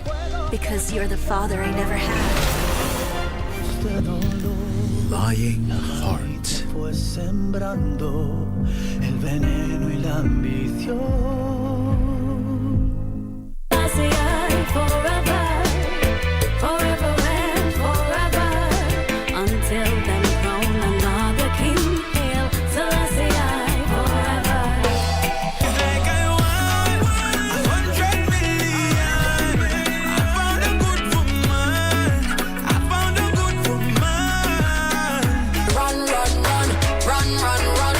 Protect my love. I wanna spend all my money on you. Show you some love, cause I want to. You don't call anymore. Cause I'm still thinking about you. Have you found somebody new? I guess the rumors are true. But you don't call anymore.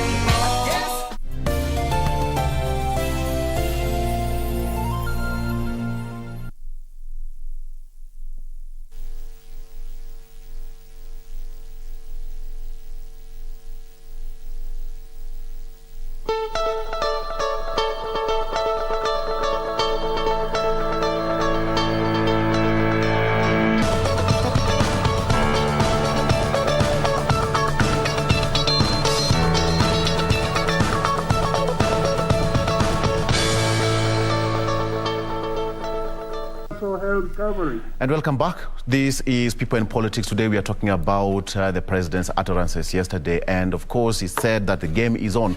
Perhaps if you just missed what the president said yesterday in Mombasa, let's take a look at what he said.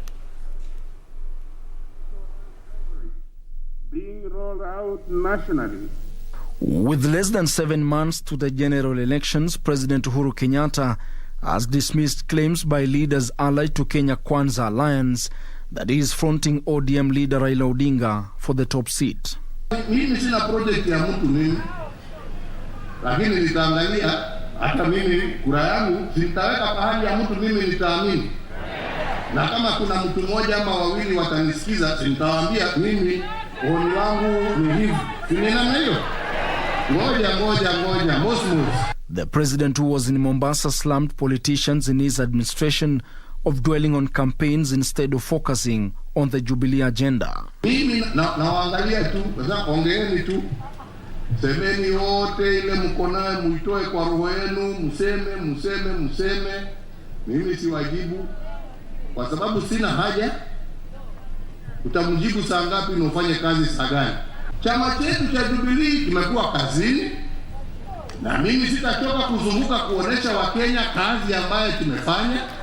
Na mimi sitachoka kuambia Wakenya chagueni hii chama yetu, mnaona hii chama yetu inafanya kazi na tunataka kuungana na wengine kama wakina Joho na wale wengine ambao wanataka kazi.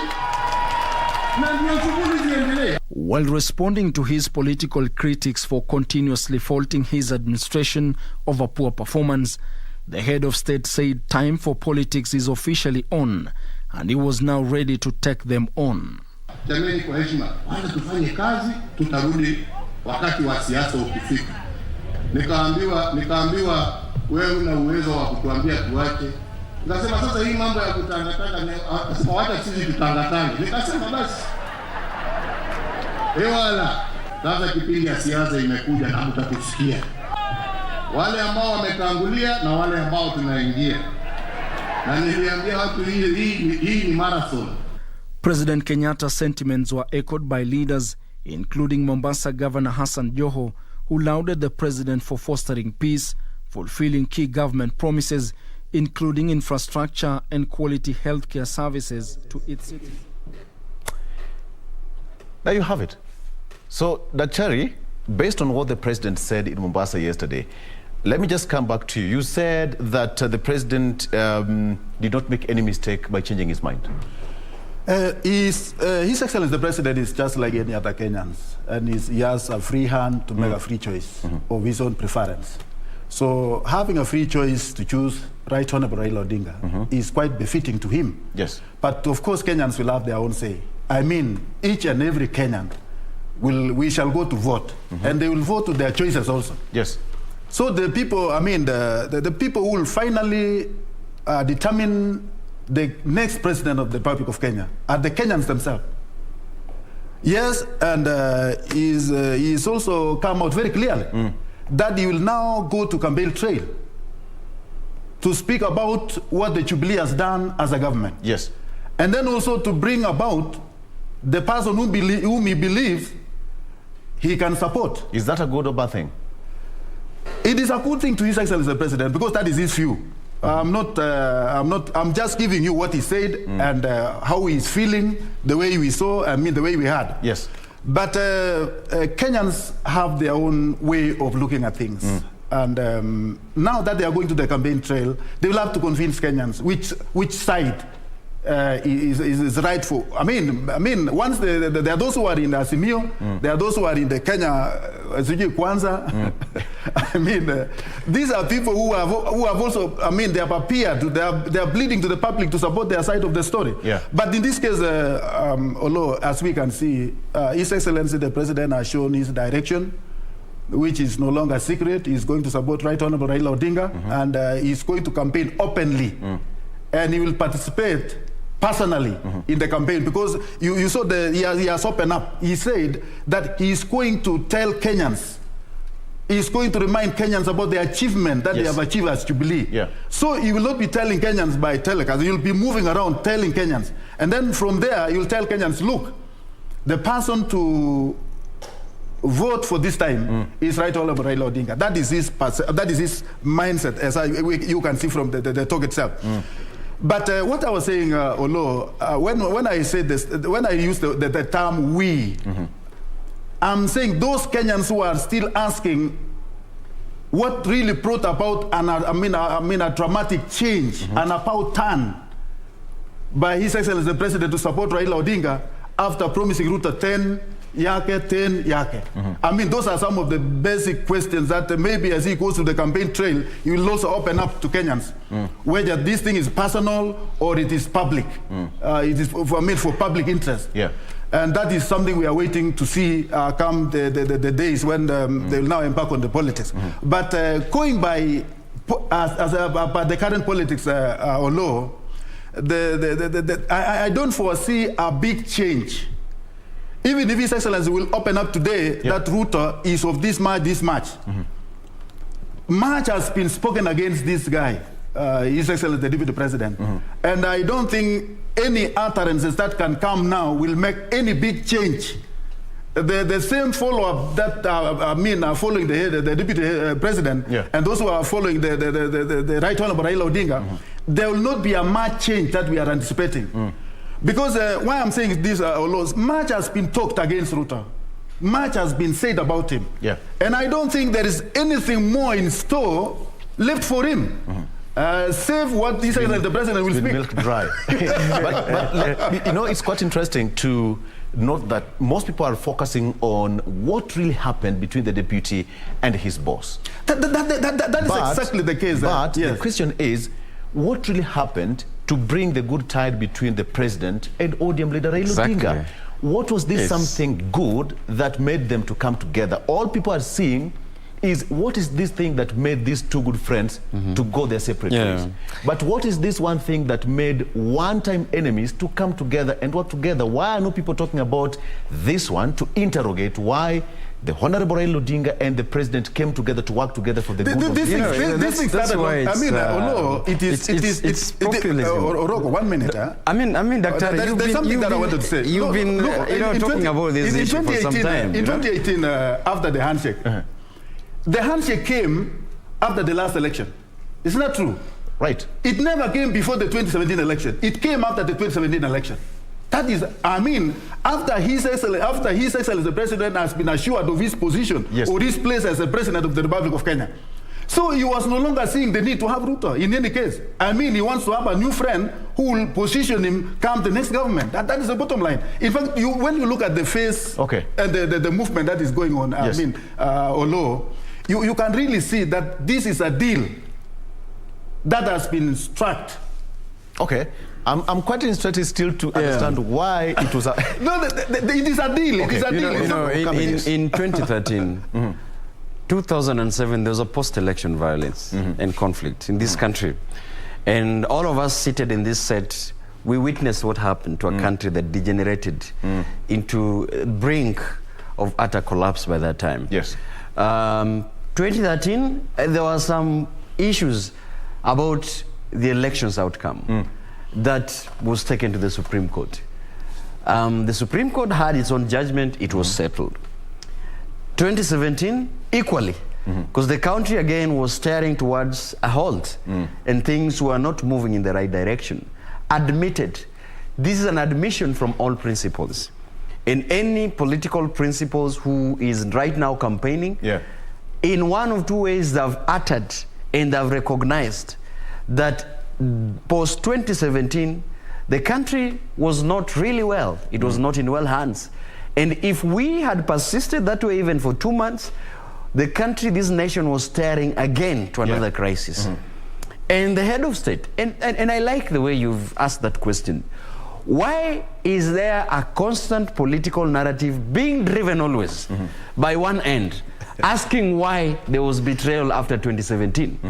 But they're not giving the head of state to give an account exactly what happens that made him to leave his dynamic duo and crossed over to an opposition leader and make deals and make hands with them and say, let's settle this and work for the benefit of this country. Right. I think sometimes, like you said, it is important, like in platforms that we have, to give an account, help Kenyans understand that indeed the reality about post-2017, even after the handshake, and remember it's in the public domain. We are talking about what is in the public domain. Just after the handshake, the first few people to congratulate the two was the deputy president. And he said very well, congratulating Tinga for crossing over and shaking hands. He said in his Twitter account, congratulating the two leaders for statesmanship. And that is something within the public domain. After that, in the constitution of BBI team, the president admitted, and the deputy president never faulted the president because the president said the truth. In the composition, the 12-member team that was there, quarters of that team was proposed by the deputy president himself to compose that team. The deputy president has not really criticized that the president lied, which means it was true. So sometimes I'm always telling you, in these political cycles and whatever we say, we lose the credibility of information. We lose the reality of information by propaganda, misinformation and disinformation. And that is why I'm saying that even as we sit in this set, it is important for us to help the public understand that in the political terrain, the only thing that matters is convergence of interest. There shall be no public interest put at hand before. No any political leader, no any presidential candidate. Ask them in the reality. They are not going to tell you whether it's bottom up, whether it's Azimio, whether it's Kenya Kwanza, whether it's One Kenya Alliance, or other political formations that are coming. Victor, I'm telling you, there is no public interest at heart. There is interest of politicians converging and diverging. And that is why they are not speaking in the same tone. Allow me to respond to this. State project. I'll come to that. I will come to that. I was just wanting to tell you about this misinformation about state project. I will come to that. I will come to that. You just picked my mind. Daktari, because when you see the president saying that, the body language, waongee tu, mimi sitawajibu and all that, the time is right now here with us, and the president said that he'll continue to articulate the Jubilee's manifesto projects across the country. But then he said that we will, join hands with the likes of Joho here. Perhaps he was directed because Joho is an executive member of ODM. And somebody would argue that he was speaking directly to the ODM member, or ODM party. I think definitely, Olo, the president was referring to Right Honorable Raila Odinga. He was not referring to Joho as such. Joho is one of the right-hand man of Raila. So he was showing that we are there. We are going to form a team in the next government. And when you look at it, Olo, you ask yourself, His Excellency the President is retiring. His term is over. But the emphatic approach that he's making is that he is part of those who are going to form the next government. He will not leave things to chance. He will be there to campaign for this, his preferred choice. Yes. So he is now becoming part and parcel of the next government because he's campaigning like he's starting afresh. So in this case, that's an allegation. It's not an allegation because he's not said that it's not when you saw Lolo, yes, he said that you will now begin seeing us. Now, officially, politics is taking shape. The word "us" is ambiguous, Daktari, and you cannot say the president saying that you will see us, then it means he's going to be in the next. What His Excellency said there, he said that we are going to explain to you what the Jubilee government has done. And some of you have been alleging that Jubilee is dead. It is not dead. We have been at work. And we are going to explain to you. And in the process, we shall tell you our new friend. Are you getting? He has 6 months to do that. Yes, in the process, we shall tell you of our new friend. Now, telling you of our new friend means, the friend that we are going to join up together with the Jubilee. So in this case, he was referring, to Right Honorable Raila Odinga after mentioning who? Joho and the likes. So in this case, the president has given his own direction. Which is wrong? Which is wrong, right? There is nothing wrong. Okay. I've told you, and I'm repeatedly saying that he has got every right as a Kenyan citizen. And as also a senior citizen of this country, as a leader, he has every right to give the direction. Okay. So in this case, but Kenyans will not be, the rights of Kenyans will not be taken away. But His Excellency has only expressed his desire. He has only expressed his mind. And of course, he was telling Kenyans, we are also going to tell you, hope you will be with us. Hope you will join us. So that was a campaign that, yes, Kenyans, this is the direction that we are about to take. So hope you are going to be with us. Let us remain united. But he added by saying, let us have a decent campaign. Actually, that's the denominator here. Almost all aspirants saying that, we should have a peaceful campaign, just sell your manifesto the best way you can, but do not divide Kenyans. But let me tell you, Lord, there is something that my brother has actually said about why the handshake was very necessary. There is no day when Ruto has ever refuted or said no to handshake or building bridges initiative. But what he actually explained... Did he just say that? No, that's what I'm wondering. He just said that. No, what Ruto said that you cannot be building a new bridge and breaking the old one. Basically, if the handshake was to have any meaning, it was to be an all-inclusive kind of approach. But why others aside, others in? Are you building or you are breaking? You see, this is why I'm telling you. And now you just confirmed. Confirmed. When I said that doctor, my brother, is becoming a victim of circumstances. No, I'm never. Because Daktari, how would you say that the deputy president speaking the truth? Listen, how would you say that the deputy president has never posted BBI? How do you even say that in public? And it's in the public domain. He said this is a monster that he would not want to see the light. Let me tell you. On the second, just wait. Listen, on the second note, let me dispel this notion. And I agree that when the president says, let us respect one another in these political campaigns, there is a double speak. There is a double speak that all these political sides have mastered. Yes. All these political sides. When the leader will stand up and speak nicely, but the lieutenants of these political leaders will go again and speak something differently, degenerate into insults, into name calling. Yes. So I think it's important that if the leader of Jubilee Party stands on a podium and say we need to sanitize politics, and have a politics that is hygienic, have a politics that people listen, then it's equally hell-bent on him, to tell his members of parliament, President Uhuru Kenyatta as the leader of Jubilee Party, to tell his colleagues, members of parliament under the Jubilee, to be very resistant on name calling and calling people equally the deputy president, equally the Right Honorable Raila Odinga and everybody else who is in this political campaign. Let me say, there is no incumbent who has an interest in fronting his or her preferred successor. Kremlin give it to Putin. Putin was a state project, okay? President Obama campaigned vigorously for Hillary Clinton. She lost, but she was campaigned for. Recently, President Obama campaigned vigorously for Joe Biden, won in the seat. Yes. Right? Everywhere. And we are not seeing an exemption. All these incumbents and presidents have got a hand in whoever they would want to succeed them. Like I've said, their interests converge somewhere. Now the problem, and I keep on being objective, the problem is, however much you are doing that, even on the democracies that I've just mentioned, even on the countries that I've just mentioned, President Obama, even in fronting of Hillary Clinton, did not interfere with the Constitution. Okay? Yes. Even the politicians at Kremlin, when they wanted Putin in, they did not interfere with the Constitution. They did not whip people physically. You know, at the same time, I am saying, even for the deputy president, there is no advantage. There is no mercy anywhere. But you serving as a deputy president is an automatic ticket for you to be elected in this country. Okay, because, you know, it's quite interesting to note, because the president said, we are going to tell them what we have done.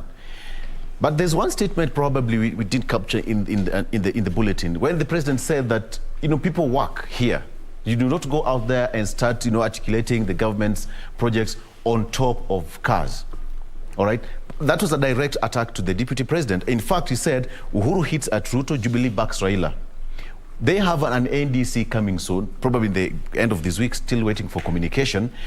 And that NDC, word has it that they are going to, you know, to back Honorable Raila Odinga.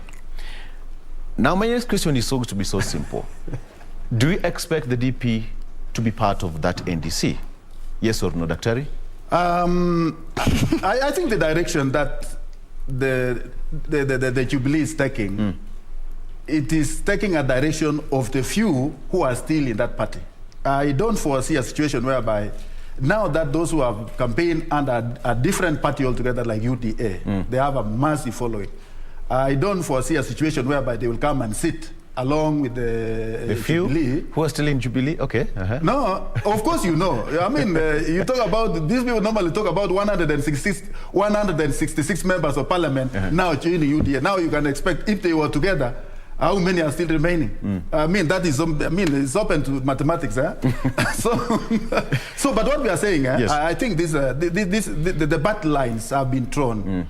Jubilee now is a distinct party away from those people who have actually formed the UDA.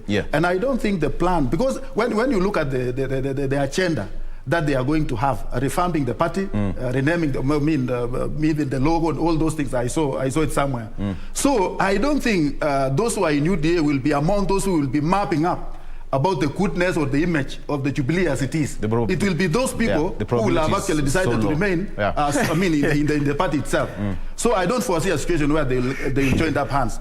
But this is something that you have to mark, Nani. I've heard my brother talking about loudly about so much about the handshake PPI. You know, if you can remember, if you can go back to what we discussed, Olo, the reason why some Kenyans were cheated to the PPI is because it was never inclusive as such. Including the deputy president. Yeah. Of course. I mean, not that. What the deputy says that we don't want to have a contested PPI. We want to see a PPI that would have been agreed upon, so that when we go for the election, it will be a no contestation. But some guys refused, and that is why some of these cheateries actually came about. So not because Ruto hated PPI, it was because it was never inclusive in its nature and character. That tells that he was opposed to it. You know, we were all here. You know, I mean, was on the other wing, and the president and the other team were on another wing. He opposed BBI. The whole thing was supposed to be all inclusive, but it was not supposed to be a subject of the few. Yes. What the deputy was crying was to have a non-contested, PPI. By having all the minds together. That was just a bit of what the ideally, although amendment of a constitution cannot be non-contested. That, you know, the reality, and this is why I'm telling you, sometimes we are locked in some political, quagmire, in some political misinformation. that Kenyans really have to read between the lines and take this kind of pronouncements with a pinch of salt. And I keep on telling you, any amendment to the Constitution will draw yes or no. People who are proponents and those who are against. So by saying that a constitutional amendment, under, Chapter 16 cannot be contested, I think you're taking us to a situation where, you would want to have your cake and eat it. It is not fair, it is not real, and it was not right. So in other terms, the Deputy President opposed the Constitution, but also appeared to be supporting it to some extent. So I think this is one thing that we must put in a public domain, we must put it here, that it was something that it was opposed before. Now, you cut me short when I was going to talk about, why it's important for us to have a conversation that is equally objective in all these political narratives. We've just come out of a 21 days voter registration. And you have actually seen the result of this. Beyond the expectation of 4 million, IBC has registered 1 million, which means that the projections is 3 million less. Yes. So we're asking ourselves then, what happens to this projection? What happens to Kenyans who were supposed to be overwhelmingly registered to cast their votes during the ballot on 9th of August? That is one thing we have really to ask. Is there a voter apathy? Yes, it is. And what could be the reasons? And this takes me back to even the Electoral Commission. And this I want to address because there have been an issue about the trust deficit within the Electoral Commission. Why is it that people do not trust the IEBC to deliver credible elections? Even in the looming court crisis that we have in 2017, even in the assurances that elections are free and fair, even in the outcome of election in Juja and Kiamba, why are Kenyans still having a trust deficit in the electoral management body of this country? That is something we have to yarn, because that is where there is, the straw always begs the camel's back. That is where the electoral, all these things we are saying about the endorsements, about the campaign, about the NDC, it ends up into the 9th March of August this year. All right. So I think this is quite important for us to converse, because we are coming to it. There's going to be more, because right now I think there's going to be voter verification. Exactly. And then we prepare for elections. Okay, gentlemen, because we're running out of time, there is something I want us to do here today, and Director will agree with me. We've had these two gentlemen for a very long time on the show, and they're brilliant minds, giving the show the life that it deserves. All civil servants and anybody else who is aspiring to be a member of parliament or to run for any political seat is supposed to resign. And we are waiting to see how that will pan out. So allow me to take this chance to allow these two gentlemen, because they're also running for political seats, as a hand of appreciation, for them to tell us the way we've always done here on the show with other aspirants as well, so that they can tell us what positions they're running for, what tickets, and what is their manifesto. We only have 4 minutes to go. Starting with you, Dr. Thank you so much, Olo. I think we have come of age, and we really thank God that this country we have come this far as a nation. And now that this is an electioneering year, the issue of resigning, mass resignation, like yesterday, you saw those who have started resigning, others will resign today, others will resign tomorrow. I think, although, if you can remember last time when I was in this studio, I had actually declared that I was going to contest for the seat Sikowet Soin in Kericho. My brother Roko was surprised that I'm here to resign. And I was witnessing what is happening, what has happened so far. I look at these lucrative positions that these guys are leaving. They are going home, these CSS and all this and that. And I had in mind that if I can get access to His Excellency the President, I'm a very effective and a very law-abiding citizen. I can now occupy, instead of going there to politics, I can occupy some of these offices. So I think that is something I'm considering a law, but that is my prayer. So my resignation is not yet there for now.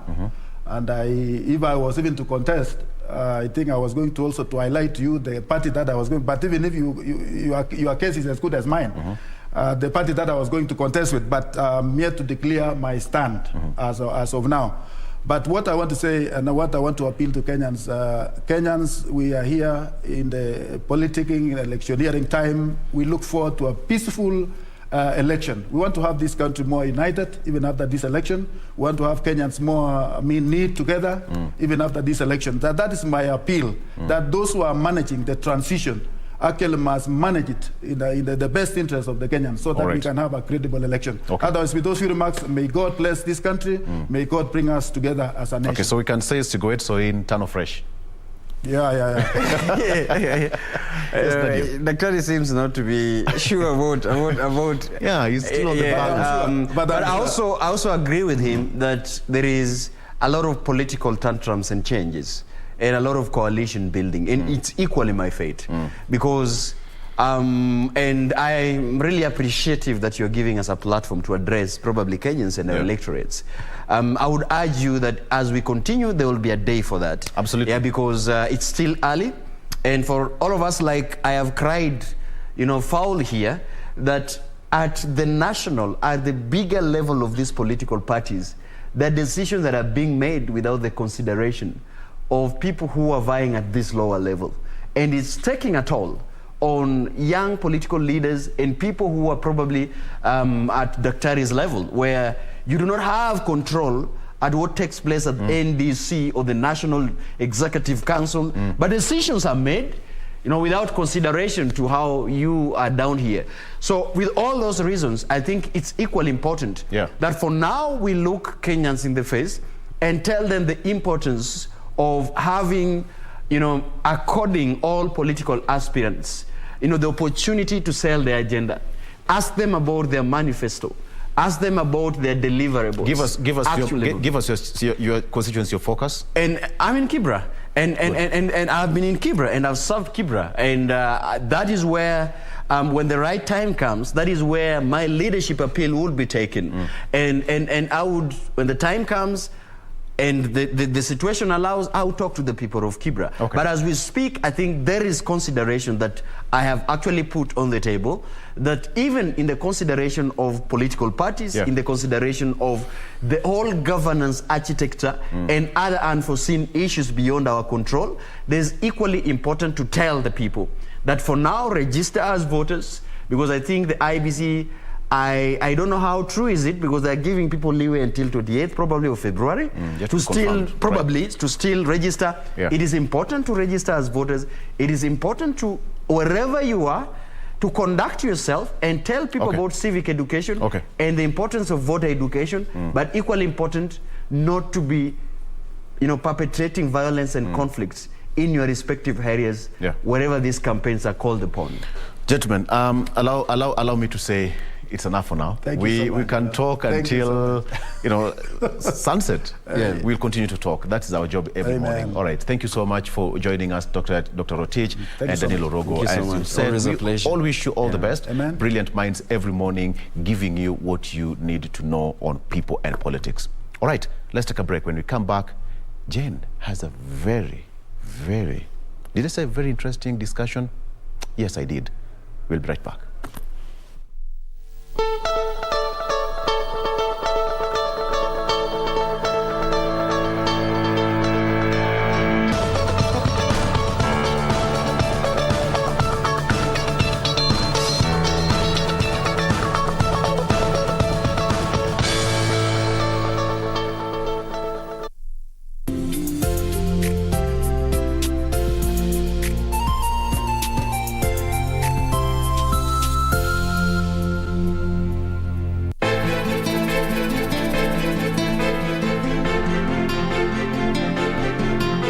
Kama leo, Kate hawezi kusahaulika. You naughty girl. Just chunga asiyetoka akajua ukweli. Hakika kabisa na yale ambayo unaniambia saizi. Unadhani mimi naweza kudanganya kwa hilo? Una hakika nikiingia akilini mwako sitaona lolote? Ama kweli wewe ni damu yangu? Kwani uko na tashwishi na hilo? Alafu unaje? Hii nyumba yote itakuwa yetu. Naona laana babangu ishakuingia wewe.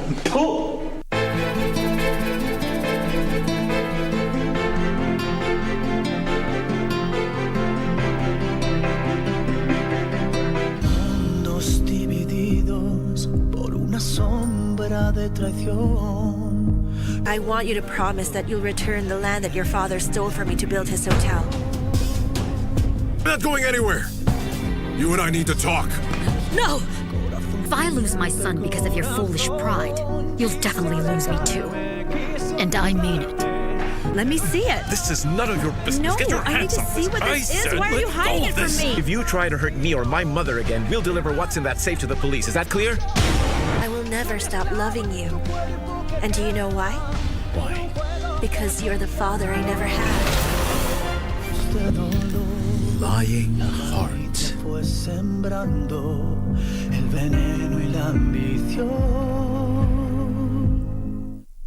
Keep abreast of the developments live from the National Assembly and the Senate. Honourable members of Parliament. The questions. When is the construction expected to commence? The motions. Beg to give notice of the following motion. The debate. Will as many as want to say aye? The statements. A statement on an issue of general topical concern. The petitions. Order number 4, petitions. Stay tuned to KBC Channel 1 and Radio Taifa for live proceedings from both houses of Parliament from Tuesday to Thursday. Live, uncensored, unedited. KBC, your national broadcaster.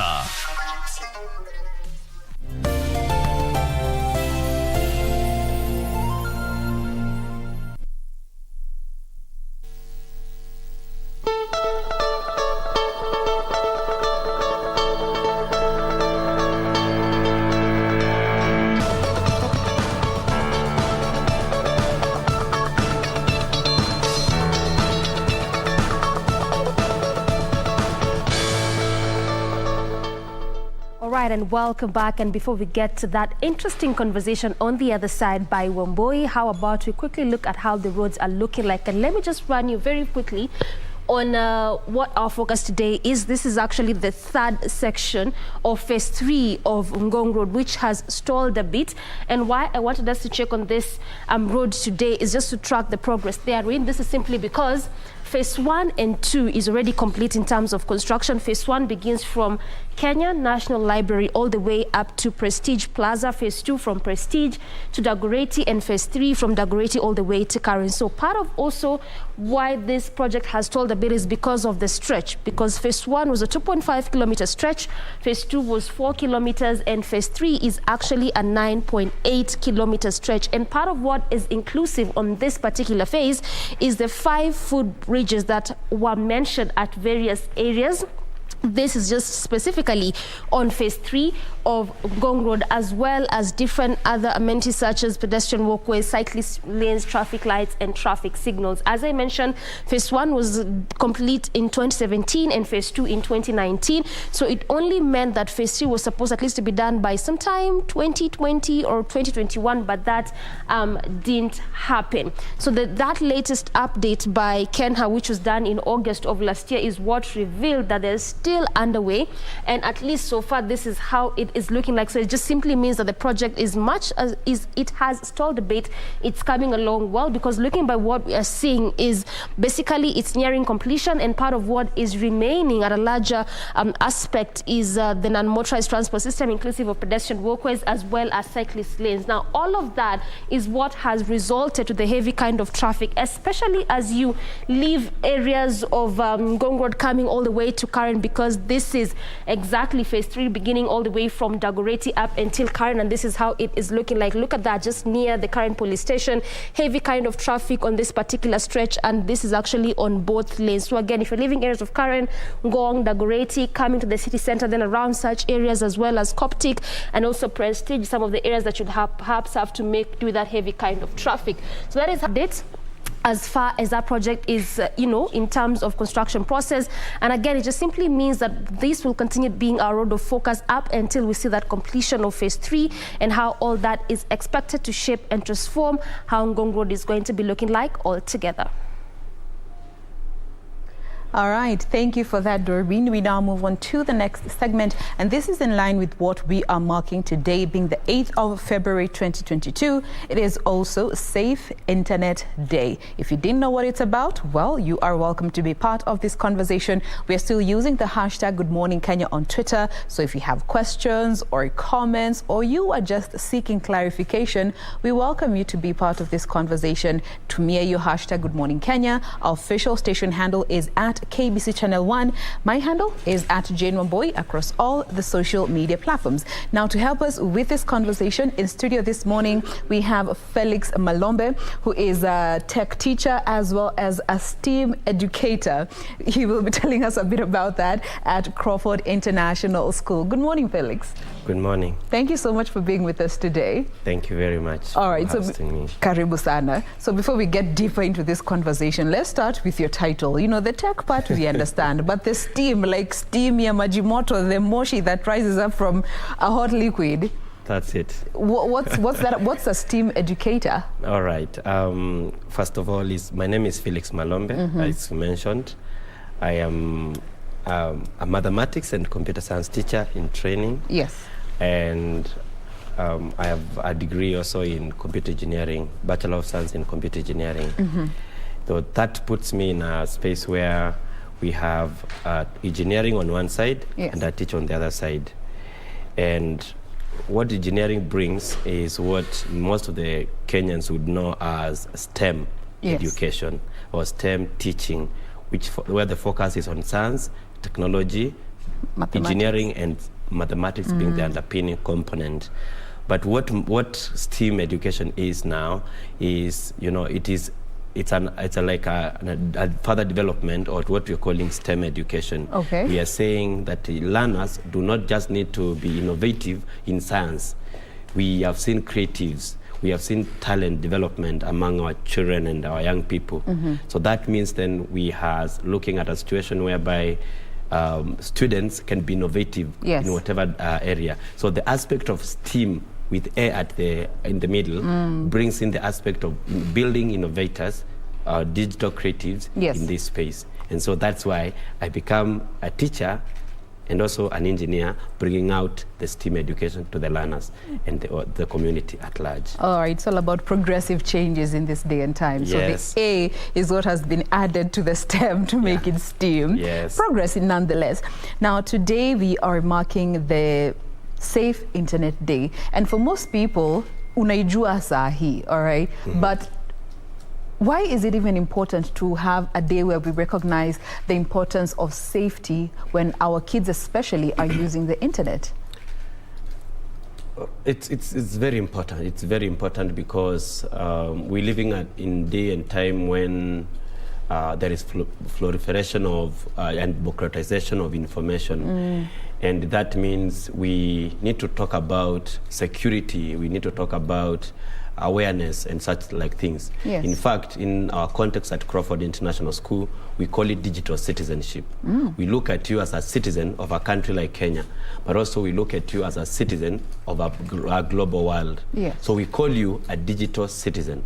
So when we come to Safer Internet Day, they call it actually Safer Internet Day in some of the countries, we are saying we want to have a generation of young people who are privy to the things that are happening across the world, and also we are careful to ensure they do that safely, in a way that they can actually be able to walk in the right direction. And so the Safer Internet Day theme this year is all fun and games. Yes. And then we say trying to get our young people to conduct themselves respectively online. Yes. And that way we are able to build a community that is careful and supportive of the other one, each and every one of us. Yes. Now, you're looking at the past 2 years. Maybe you could just mute that very briefly. Mwenye unampigia simu ako hewani, ngoje mutaongea after. Asante. Now, looking at the past 2 years, generally speaking, you know, our country and the whole global population was just thrown off track, and so many people resorted to using the internet, and especially now looking at the education system, we had children now resorting to online learning, and that in itself exposed our children to so much. How do we put measures in place that moving forward, in the event we find ourselves in a situation where we have to resort to the internet space, and especially with our children who are excited, they get to use a laptop on their own, they get to use a tablet on their own, and even the phones. What are some of those measures that you would encourage parents and even the kids to adopt in terms of just being their first line of defense? Well, thank you very much. One of the things that I've realized as a teacher the last 6 years is that You know, young people are ready to learn at any given time. And when you give them the opportunity and you expose them to the content and values and even the way you teach them, they actually capture their attention. You capture their attention and then you can actually pass the information.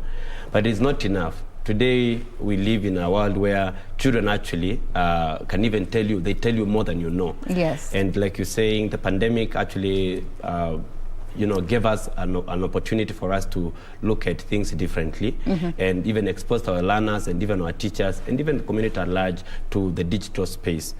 I want to say this, even before the COVID pandemic struck, Kenya has been rated as one of the leading countries in Africa because of mobile penetration. And that gives us an opportunity to, to be leaders in our continent and also in the world, in the way we conduct ourselves and in the way we build our population. Yes. We are told also, according to, the research done by various organizations around the world, World Bank involved, that the population of Africa is going to double by 2040. This means that is the population of the young people in Africa, 0 to 24 years. While the other countries, the populations are plummeting, for Africa, it is doubling. So it means that if we do not engage and support our children, even in the digital space, then we are going to have a situation whereby crime will rise, and even a community that we're going to build is not going to be self-sufficient. So this opportunity that we have right now of using technology and exploring the digital space, it's a good thing for us. But what we do about it is very important. What we do about the same thing, around the topic, is very crucial. And I'm saying one of the things that we must do, from the government to private sector, from schools to parenting at home, we must start early.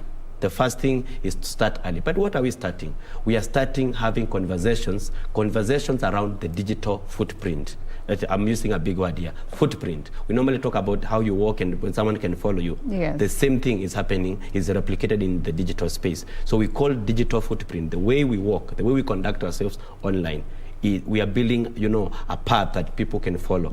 And, we must then start at an early age. My daughter, who is 4 years today, 5 years tomorrow, is, it's already exposed to so much technology. Yes. COVID came. She was in grade kindergarten 2. Now she's in kindergarten 3. When it started, she was starting school. She was there. She has done 3 years. So we were actually introducing her to education in what we call KG1 at Crawford International School, and giving her the computer meant that she will need to navigate her way all the way to Teams. But as she does that, sometimes she opens YouTube for Kids, which I've set up for her, because that is a space a parent must do.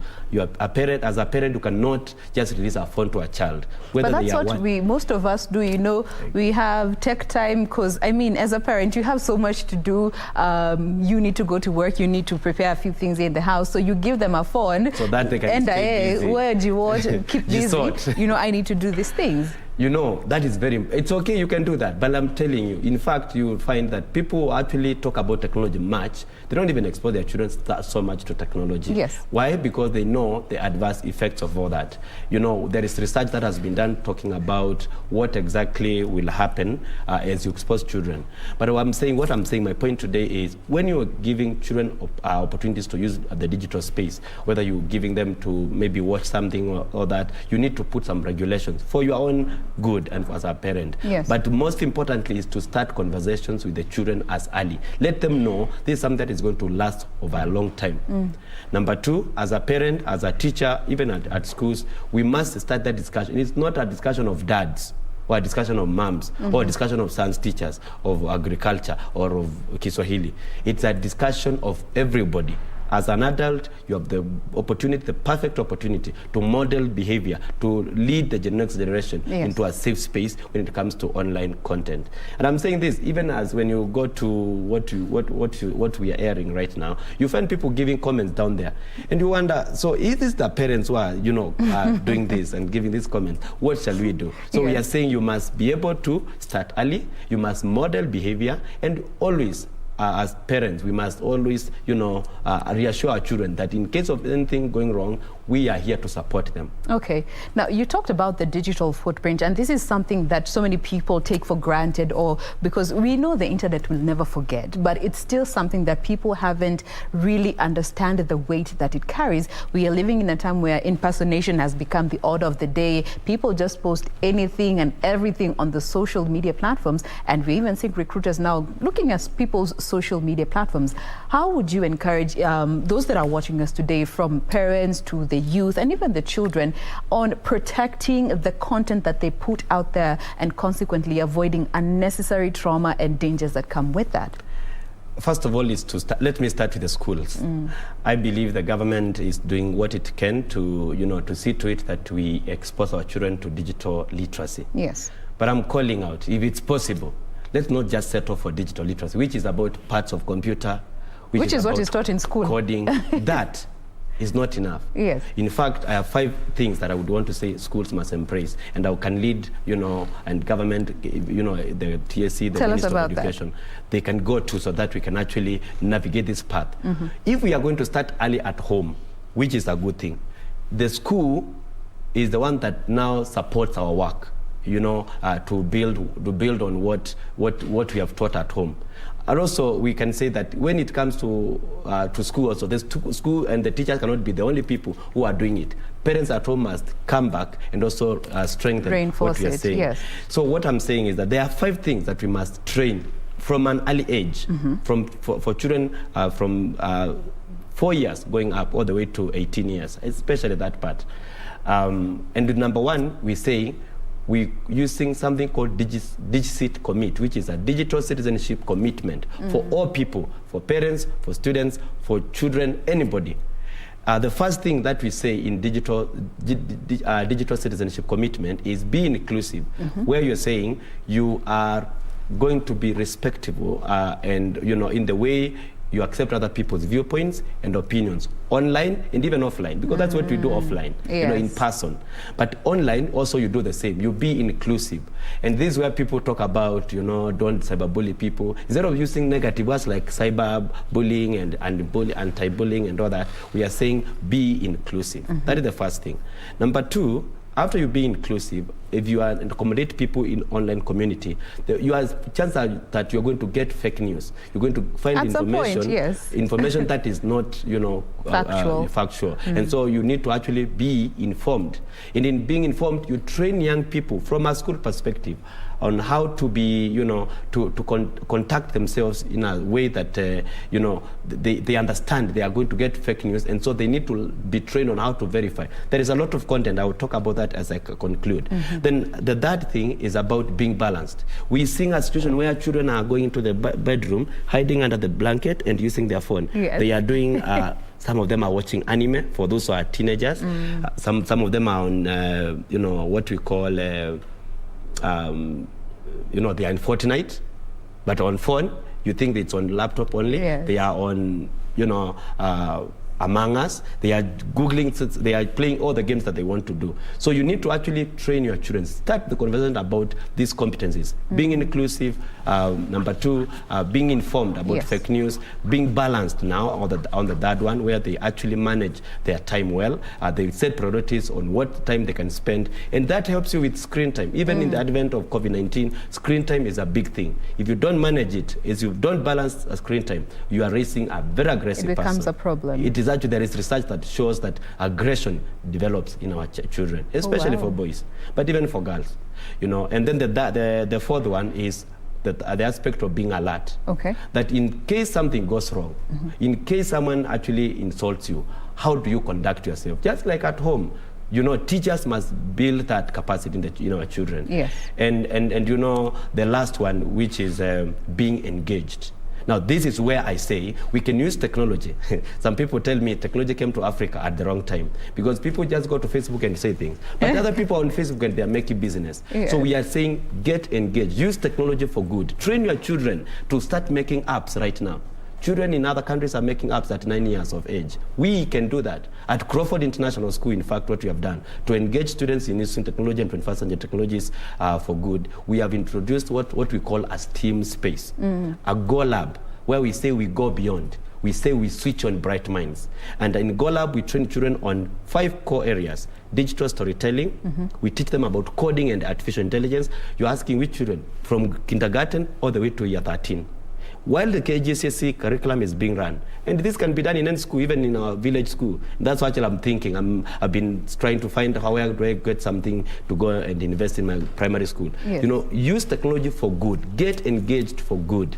If you can do that, the flaws, the fears, the concerns that you have are going to go away. Because the children know they go to my laptop to do a coding game. They go to to their laptop to create a digital, a 3D model in creative design. They go there to do robotics. Get the children, get what we call not just hands-on activities, but also hearts-on, where they can actually connect with the problems of the world. Okay. And that is what STEM education is about, in support of digital citizenship. So having a purpose as we also expose them to some of this digital platform. Yes. Now, as we bring the conversation to a close, today, once again, is the Safer Internet Day, and the theme, as you mentioned, is all fun and games, but now exploring respect and relationship online. How would you encourage our viewers to go about marking this day in a way that is significant? Some of the activities that they can engage in, parents with their children, the teachers with the students and pupils at school, to just in honor of this day and some of the activities they can take on. The Safer Internet Day.org, which is an organization in the UK, and it's actually spread around the world, marks this day as a very special day. Yes. Especially on the aspect of respect online. You know, the way I'm talking about being inclusive. How are you inclusive? One of the things that we must do is information. We must share information, awareness. Let's let people know that there is something that is happening around the world, and it's focusing on how we conduct ourselves online. For schools, every school today would have done this amazing thing. But if you have not done it, this is just the first lesson today. Yes. I'm going for my second lesson in a few minutes. I'll be starting the lesson with Safer Internet Day. And I'll be saying, are you inclusive? How do you conduct yourself online? Teachers have an opportunity, subject teachers and also, both subject teachers and also classroom teachers. Head teachers need to do an assembly on that, just to, pass the information to the learners so that you elicit a discussion, you elicit a conversation. Then for parents at home, there is a lot of research and a lot of materials that I can share on that they can actually go to, read about the same and share with their children. Maybe today is the day that you say, once in a fortnight, we always have a digital conversation. Maybe today is the day. You, after a meal or during the meal, let's just ask them, how is your Among Us, by the way? How is Minecraft going? How is your Instagram? What about Meet them TikTok? at their level. Yeah, so you start engaging. And by the way, when parents are doing this on this special day, you are not doing any judgment. When you talk to them, even if you find they are doing against your expectations, it's okay. It's a day to start the conversation. All right. Countrywide, we can start a conversation on Safer Internet Day. All right. If we do that, I'm very sure our nation will be safe hands. Absolutely. Both for parents, for schools, and even students themselves. If you're in a class, with your peers, start that conversation. Get them to know that whatever you say online is important. I reminded of a story of someone, a friend of mine, Patricia Njoroge, when she posted something about Facebook saying Nairobi National Park should be done away with. And then now it brought issues like that. Yeah. Later she would be appointed in the board, and then people will actually go and pick that and say internet does not forget. Then they will actually attack her. Such a kind of things. When you are online, you are going to find predators. You're going to find people who are mean to you. How do you conduct yourself? Who do you go to? For children, I say go to an adult. The adults now, we parents must also be, empowered enough and read a lot so that we can actually support the children. And maybe you don't know Minecraft, and it's okay. Maybe you don't know TikTok. It's okay. All you need to do is talk in general terms about values.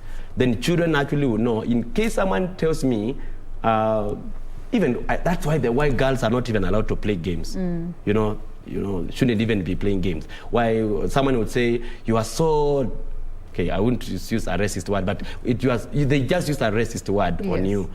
How can I deal with that? Because children are going back there, they do not have the capacity to deal with this stuff. How do you now, provide assurance to a child and tell them, it's okay, by the way, you posted a photo on Instagram, no one liked, it's okay. It's called cyber drama. It's okay. It's okay. You know what? We can do something about this. And it happens both ways for those people. So if you are the bully, if the person is the one being bullied using disrespectful statements, you need to actually accept and speak to someone. Then that person will be able to help you. All right. Maybe some parents asking, where would we go in case things go to the next level? Because some children actually even threatening with suicidal tendencies. Especially with cyberbullying. Yeah, and all that. Very briefly.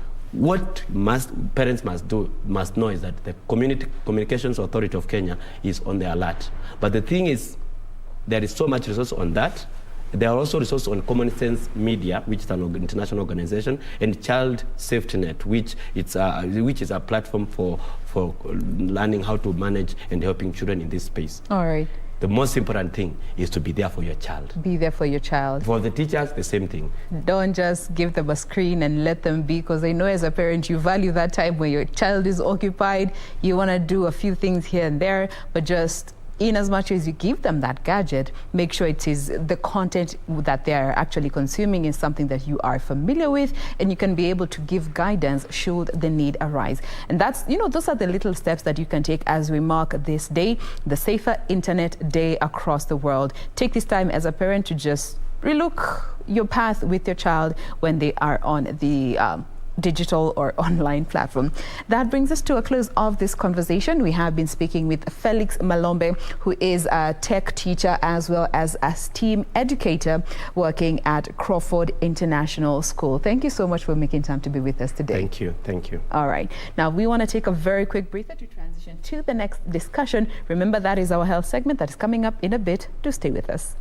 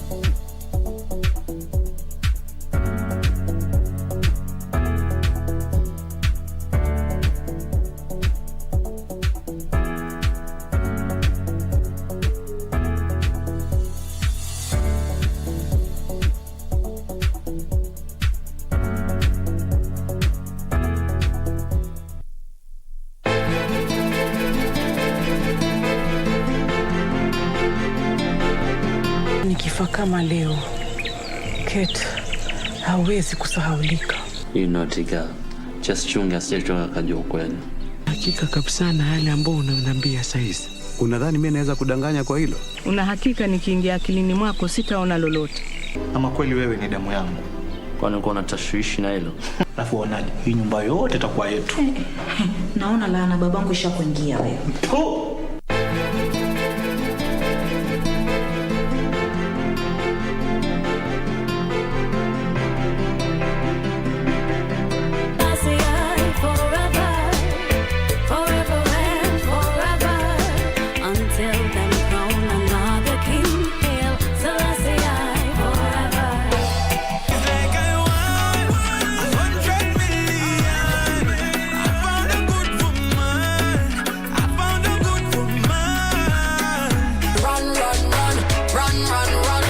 Protect my love. I wanna spend all my money on you.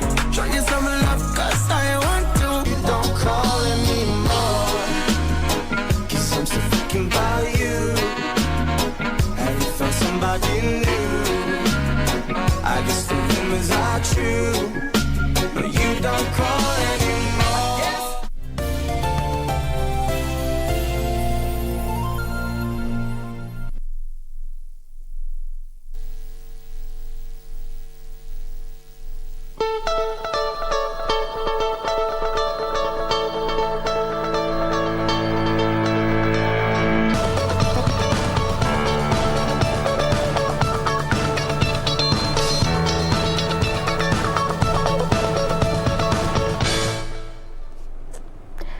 And we're back. What's up? Are you just joining us? Karibu sana to the program.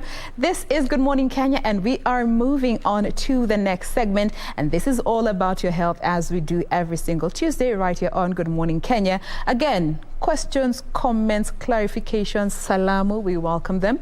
Use the hashtag Good Morning Kenya on Twitter. Our official station handle is at KBC Channel 1. My handle is at Jane Wamboi across all the social media platforms. So today we will be talking about metabolism. This is one thing that we have all created our own versions of. You know, tunasemanga unaonanga as a very small-bodied person eating 19 kgs of food. Where does it go? You know, some of us, you just see food, weight gain. What it really is metabolism. We go around saying, hey, me, I have high metabolism. Me, I have low metabolism. That is something that we're going to be discussing just now to set the facts straight, get to understand what metabolism is, what metabolic balance is, and how you can, you know, make it work for your body as opposed to, you know, being depressed, comparing yourself with other people when you go about misinformed. All right. So to help us with this conversation today, we have Prishita Vora Shah, who is a metabolic balance coach, as well as the CEO of White Oak Medical Center. Good morning. Morning. How are you? I am well. Thank you so much for making time to be with us. Thank you for having us in the show. Are you on social media? Yes, I am. How can our viewers be able to interact with White Oak Medical Center or Prishita Vora Metabolic Balance. Fantastic. So you can send questions to her if you feel you're not comfortable sharing on this national platform. So let's start with the meaning of metabolism, metabolic balance, all those big words that we tend to throw around loosely, not really understanding what really they mean. True. So basically this is the basics 101, right? Yes. So metabolism is just how fast your body is going to burn its fat. Okay. And metabolic balance is a lifestyle change. So metabolic balance works, it's not a diet, it's not a fad lifestyle. It's basically a way where we reset your metabolism and your hormone levels for your most optimal self to lose weight. Yes. Based on your body. We just don't make you go, hey, let's go through a bariatric surgery and make you drop like 20 kgs in a month and have all that loose, saggy skin. No, this is gradual, good weight loss that's happening. So basically how it works is that we'll take your blood, we'll take your measurements, we take your medical history and your dietary preferences, and then we generate a whole plan for you. Now the blood will even cover things like your liver, your kidneys, your thyroid, which is one of our most important components that helps us gain weight. Because you've heard a lot of people saying, hey, I'm hypothyroidism and I'm gaining so much weight. Yes. So metabolic balance even helps control that as well. People with PCOS, people who have been trying to become pregnant, who have been really struggling, metabolic balance helps get rid of PCOS as well. I mean, work from my own journey. I had heavy PCOS. I was really trying hard to conceive as well for a couple of months. Then I learned about metabolic balance.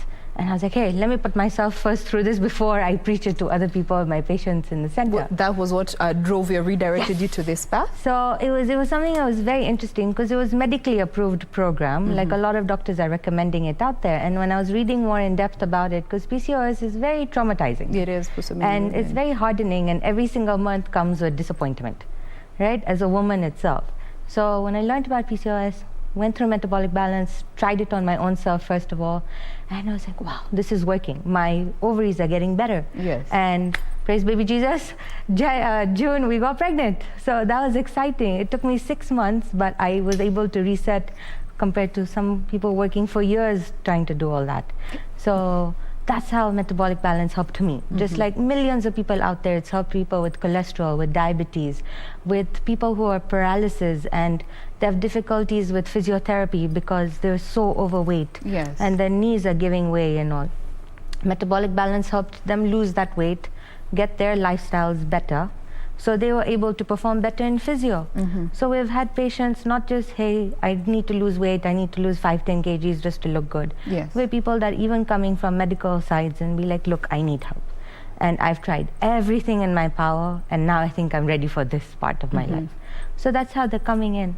And that's how metabolic balance works. It's medically, it's a wholesome program that's meant to be there for you to create your most optimal self itself.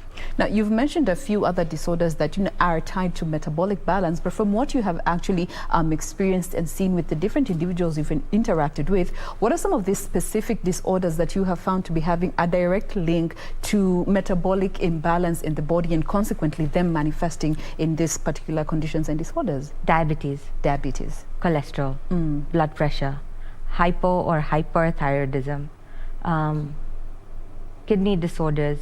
I've had patients, PCOS, like I just said. Yes. So these are the patients that I deal with mainly, that keep coming to us for help and assistance. And metabolic balance helps them get better. It's improved the cholesterol levels. I have had patients that are now taking half the insulin like they used to because just changing and tweaking a little bit of their lifestyle. Yeah. I'm not telling you go run a 10-kilometer marathon or hey, eat like salads for lunch and dinner only. No, I'm giving you delicious foods to eat. So people are and a lot of food. Like a lot of those diets out there or like programs are like, hey, eat like this much food and then expect yourself to get better, and then people end up starving. So this is what metabolic balance does. We give you a lot of food, we give you delicious food, and then we make sure you stay fuller longer. And plus you're eating 3 big meals a day, yeah? Like some people... Contrary to what people are told, you're just supposed to have 1 big meal at the start of your day, then middle of your day, slash it by half, then evening, eat a quarter of what you ate. Or intermittent fasting as well. So poor people keep binge eating and then at 9 o'clock at night because they're like, hey, those crisps look pretty darn tempting at that time of the night. But no, we make sure you eat 3 big meals a day so your insulin level never drops. All right. Because the whole point is to make sure there's no insulin roller coaster going on. Because if your insulin drops, you're going to get hungry. And the next thing you're going to see is, I'm not going to go make a salad for myself. Instead, I'll see that packet of crisps, I'm going to eat that. So we make sure we maintain those levels of insulin throughout the whole day.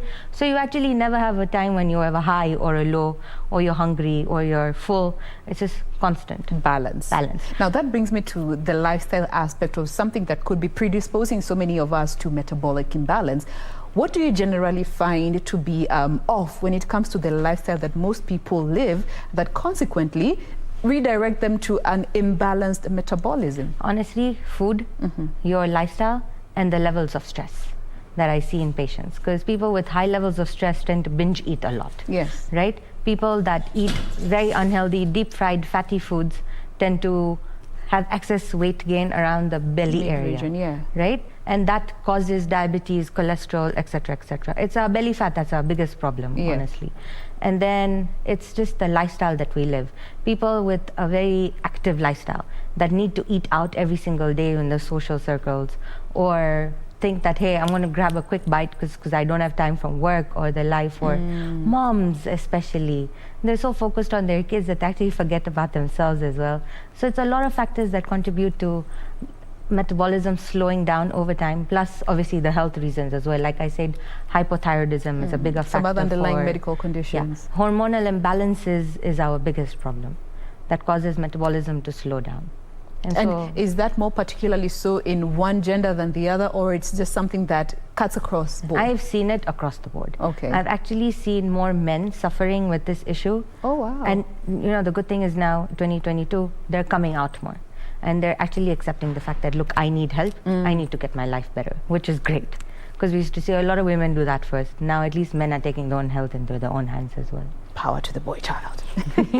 Now that brings me to genetics. Do genetics have any role to play when it comes to an imbalanced metabolic system in an individual? So studies are now starting to show that not necessarily, and not to the levels that we think so. So maybe minutely genetic does have a role to play, but now it's more so our lifestyle, our dietary restrictions, etc., etc. And age? And age. I feel like metabolism slows down after 30s and it just goes downhill from there. Remember when we were young and we were in university, hey, we could binge eat and eat as much as we want no matter what time of the night. After you hit 30, it all went to bad. So yeah, after 30, it all goes downhill from there. You know, this reminds me of how kids just eat and eat and eat and eat and eat, and you're like, wait, where's all this going? Aren't you going to overfeed yourself? Now, let's come to some of those misconceptions and misinformed information that we hold when it comes to metabolism. Now, what is the relationship between an individual's weight in line with metabolism, in line with how the amount of food they eat? Because that is one area that even I'm telling you as a matter of fact, I was misinformed about it at some point. You know, if you eat too much, you will gain too much. And yet you look at your brother over there like, bro, you are constantly eating, but you're not gaining any weight. Tell us a bit about that. So it actually works hand in hand. We have patients that have a very increased appetite, right? And their metabolism is just raving just because of their hormones itself, just the way they're programmed itself. Then you have another group of people that even if they eat a slice of pizza, you know that's going to deposit right here, right in that belly, and it's not going to go anywhere. So we have those two types of people. And the problem with that is your level of insulin, how your insulin resistance is going, and your hormonal balance itself. Once we get to balance that out in a way, make it optimal for your body, everything will fall into place. Like this person will be able to lose all that weight that they've been gaining, whereas this person will be able to gain the weight that they want to gain as well. Can you believe I have patients that are coming like, hey, I want to gain weight. I want to gain weight. Like, and I'm like, wow, you were so lucky.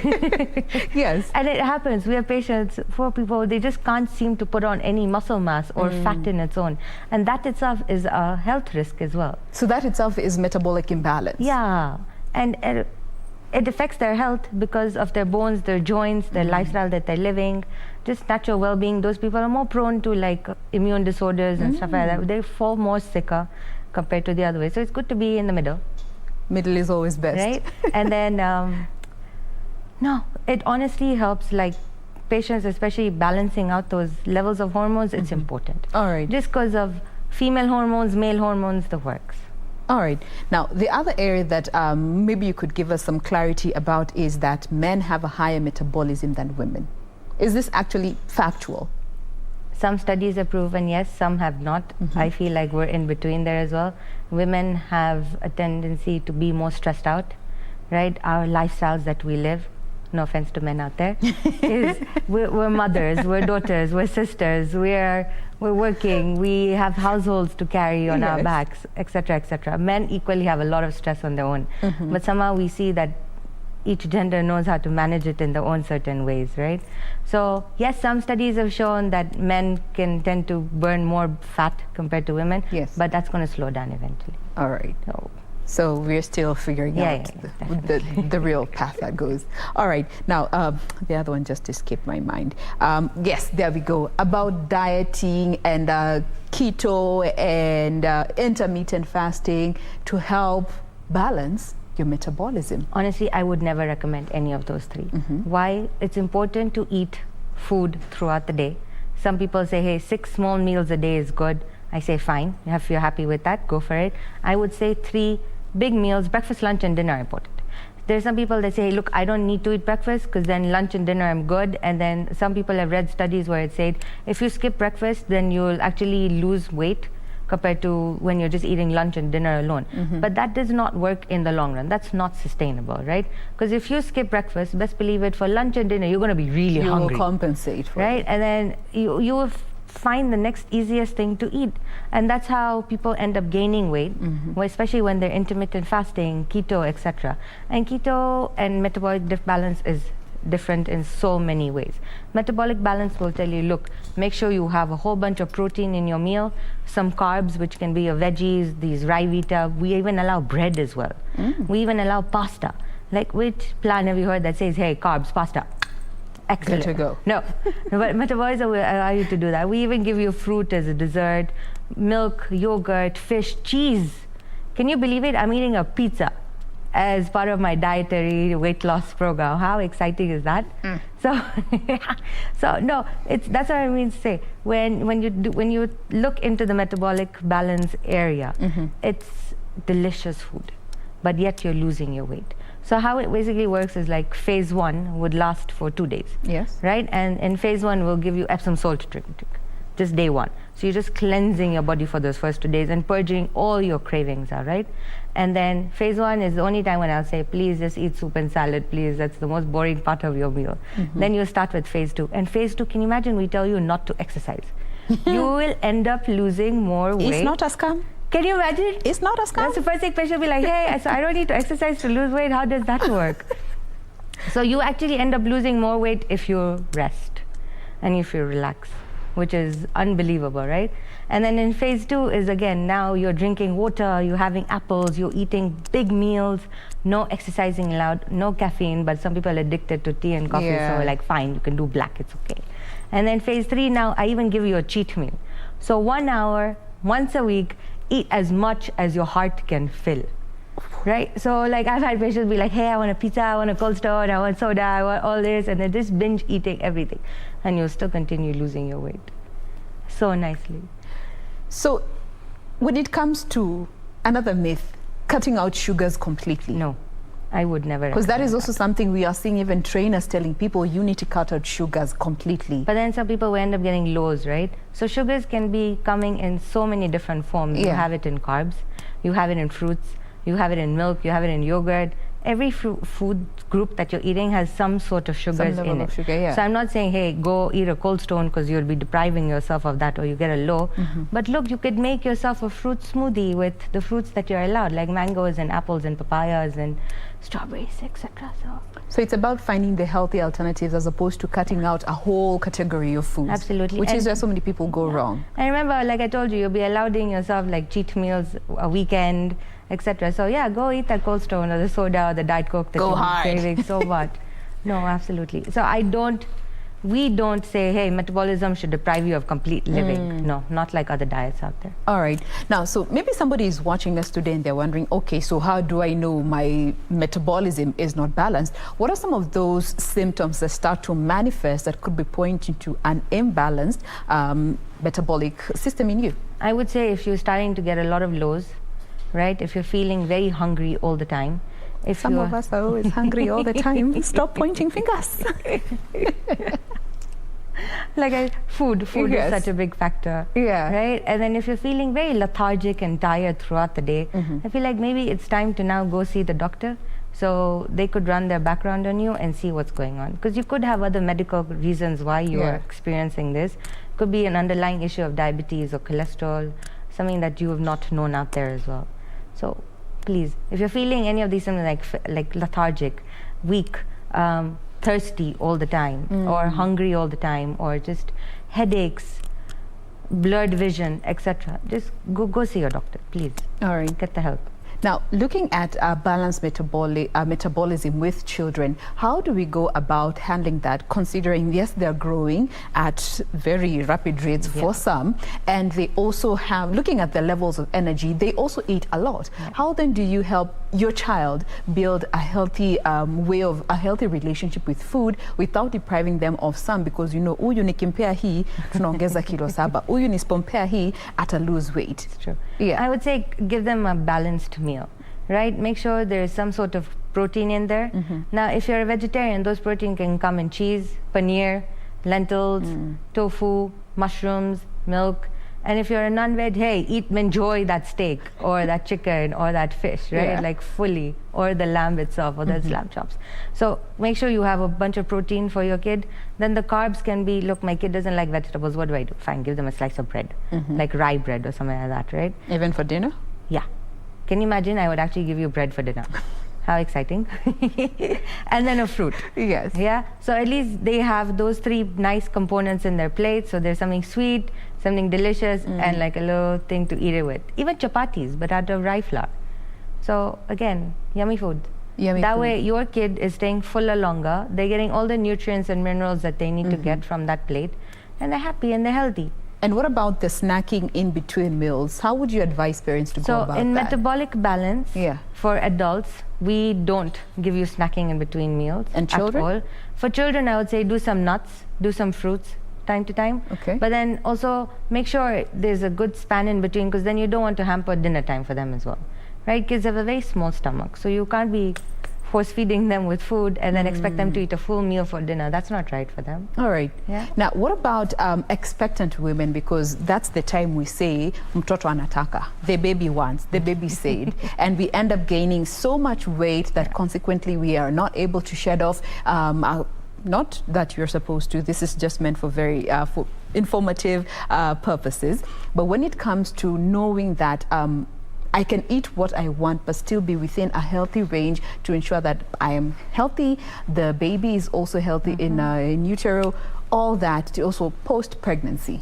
So, metabolic balance says not for pregnant women, just because your body craves what it needs.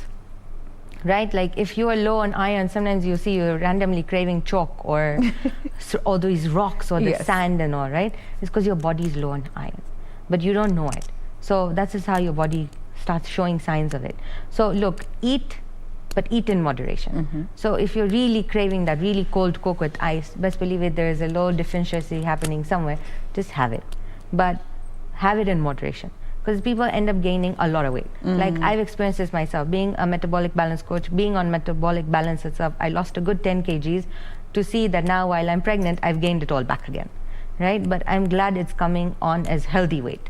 It's coming on as baby weight as well, so which is great. So I'm not depriving myself because, hey, baby needs what a baby gets, right? Yes. Mtoto akisema when baby says. So no, don't stop yourself from eating. We don't recommend metabolic balance when you are pregnant, but like I said, a protein, a carb, and a fat. Your fat is your fruits, right? So make sure it's a balanced meal that you're eating every single time. Obviously, you have to have smaller meals because heartburn and acidity is so real. Like those Tums or those Gaviscons are just going down like... You have one in your handbag throughout. When it hits, it hits. Now, this actually brings me to supplements that we see so many people making part of their lifestyle, part of their diet. And we also see we're giving kids, you know, for their immunity, for their hair, for their skin, all that goodness. Does it affect an individual's metabolic balance in any way whatsoever? No, it doesn't. It doesn't. I actually don't tell people to stop eating their multivitamins. Yes. Because a lot of studies have come out and saying, hey, like, obviously I don't know if I can say the names, but certain multivitamins out there that are very well known, it might just help you gain weight. So it puts you back. But then you need those extra minerals and nutrients and vitamins that are in there that you will not be able to get from your food. Because remember, it also matters on absorption too. Some people can't absorb into their body certain minerals and nutrients. People with iron deficiency, they can't absorb that ferritin or that transferrin into their blood, no matter how much beetroot juice or iron supplements that they eat or drink. So no, don't stop yourself from doing that because you need to create those optimal levels in your body. Okay. So we don't stop them from taking their multivitamins or their medications in any way whatsoever. But what I do recommend and tell people is that please, if you are one of those that wants to start metabolic balance, please don't have those whey protein shakes. No offense to bodybuilders out there. Don't take those supplements that help you lose weight. Or they're out there like, hey, this will increase my metabolism or rev it up in any way. No, don't. Please try the natural route first. Try it through the foods that you're eating, and then we'll see after that if we need to put you on or if that's helping, because sometimes those things are just psychological. All right. So somebody is watching us and they're like, okay, so how do I reset my metabolism? How do I get started? Because trust me, I have seen people saying, I need to detox my body. So what do? I saw this video on TikTok. You squeeze a lemon and some coffee and warm water, first thing in the morning. Take that and your digestive system will thank you. When it comes to starting rebalancing your metabolism the right way that will not have, short-term effects or results that you can easily just be done with in a matter of a day or two. Those are fine. Those are herbal drinks. I would stop you from having those because thousands of years age of studies have shown that they do work, but not fully. They're not long-term and they're not long-lasting. You probably end up getting acidity from all that lemon that you're having in that water. First thing. But it helps your liver, right? But it's a short-term thing. But lemon and coffee with no sweetener. No, that's bad. Yeah. But no, definitely not long-term, not sustainable. But if you want to now start resetting your metabolism, come to us. Go speak to a metabolic balance coach. Let them walk you through the entire program. Let them show you what an example of a program is like, what a meal plan would be like as well. A lot of these coaches out there, like us, like me, we offer patients with also chefs that make the food for you. Just because of the lifestyle that people live, they don't have time to now go start weighing their food, cooking it, meal prepping, all of that stuff. So there are people out there that actually make those foods for you and have it delivered. So again, it's easier for you, right? But resetting your metabolism, resetting your program, it's just a matter of small tweaking that you need to do in your foods, and that's it. Then we got you from there. All right. Now, there's a question that has come in about, and this is a conversation we actually had a while back, colon cleansing as part of the detoxing process of dash equals to metabolism and metabolic balance, rather. No. I would no. What we do with metabolic balance is day one, I'll just give you Epsom salt. We will not give you enema or things like that. Because you know what happens if you keep doing those things, your intestines will freeze.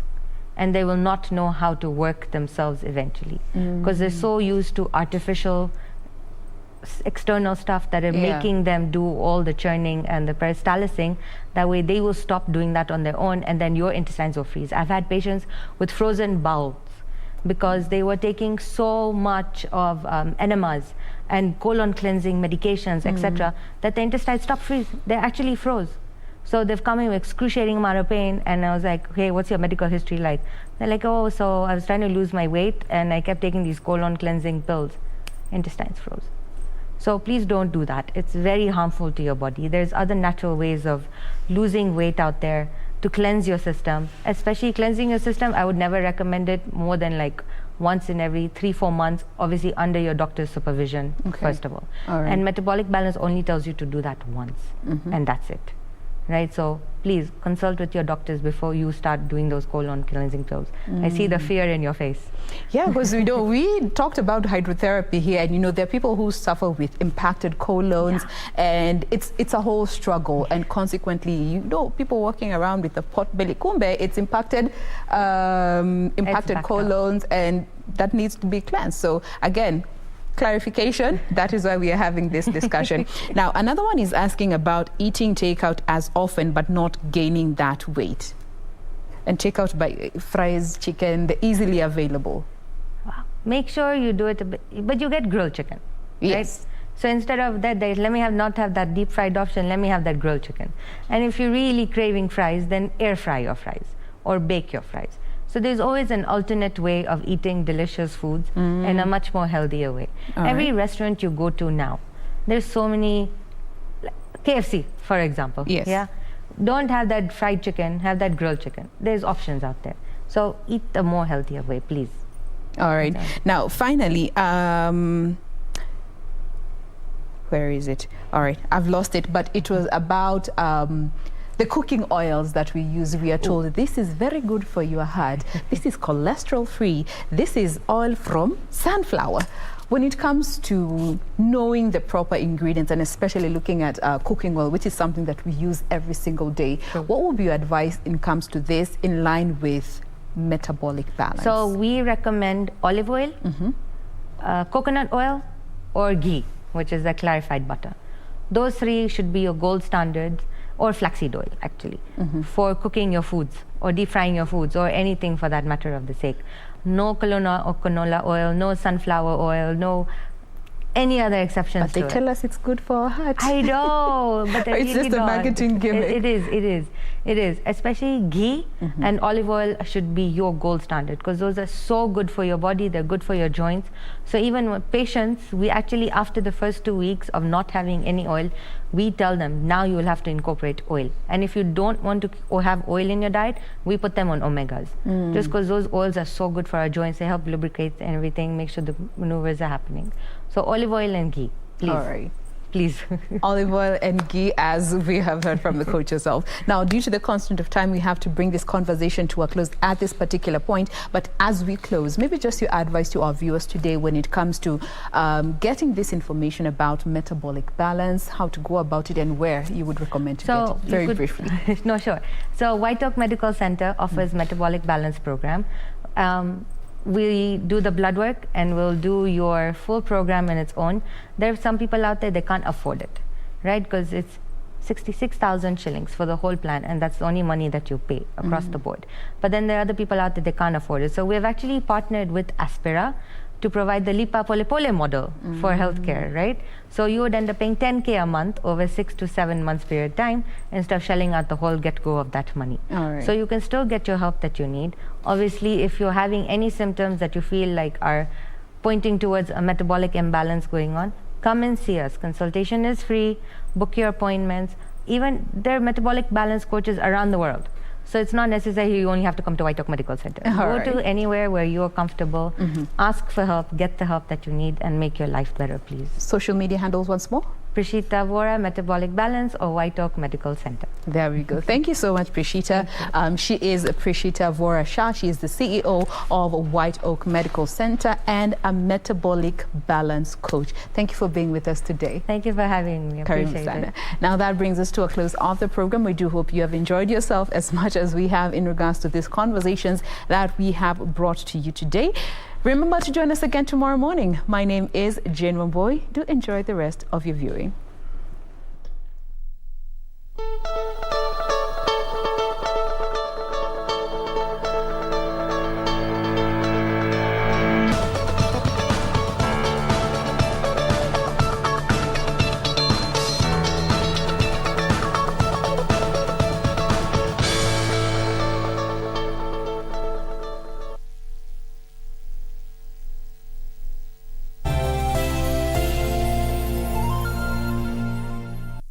Keep abreast of the developments live from the National Assembly and the Senate. Honourable members of Parliament.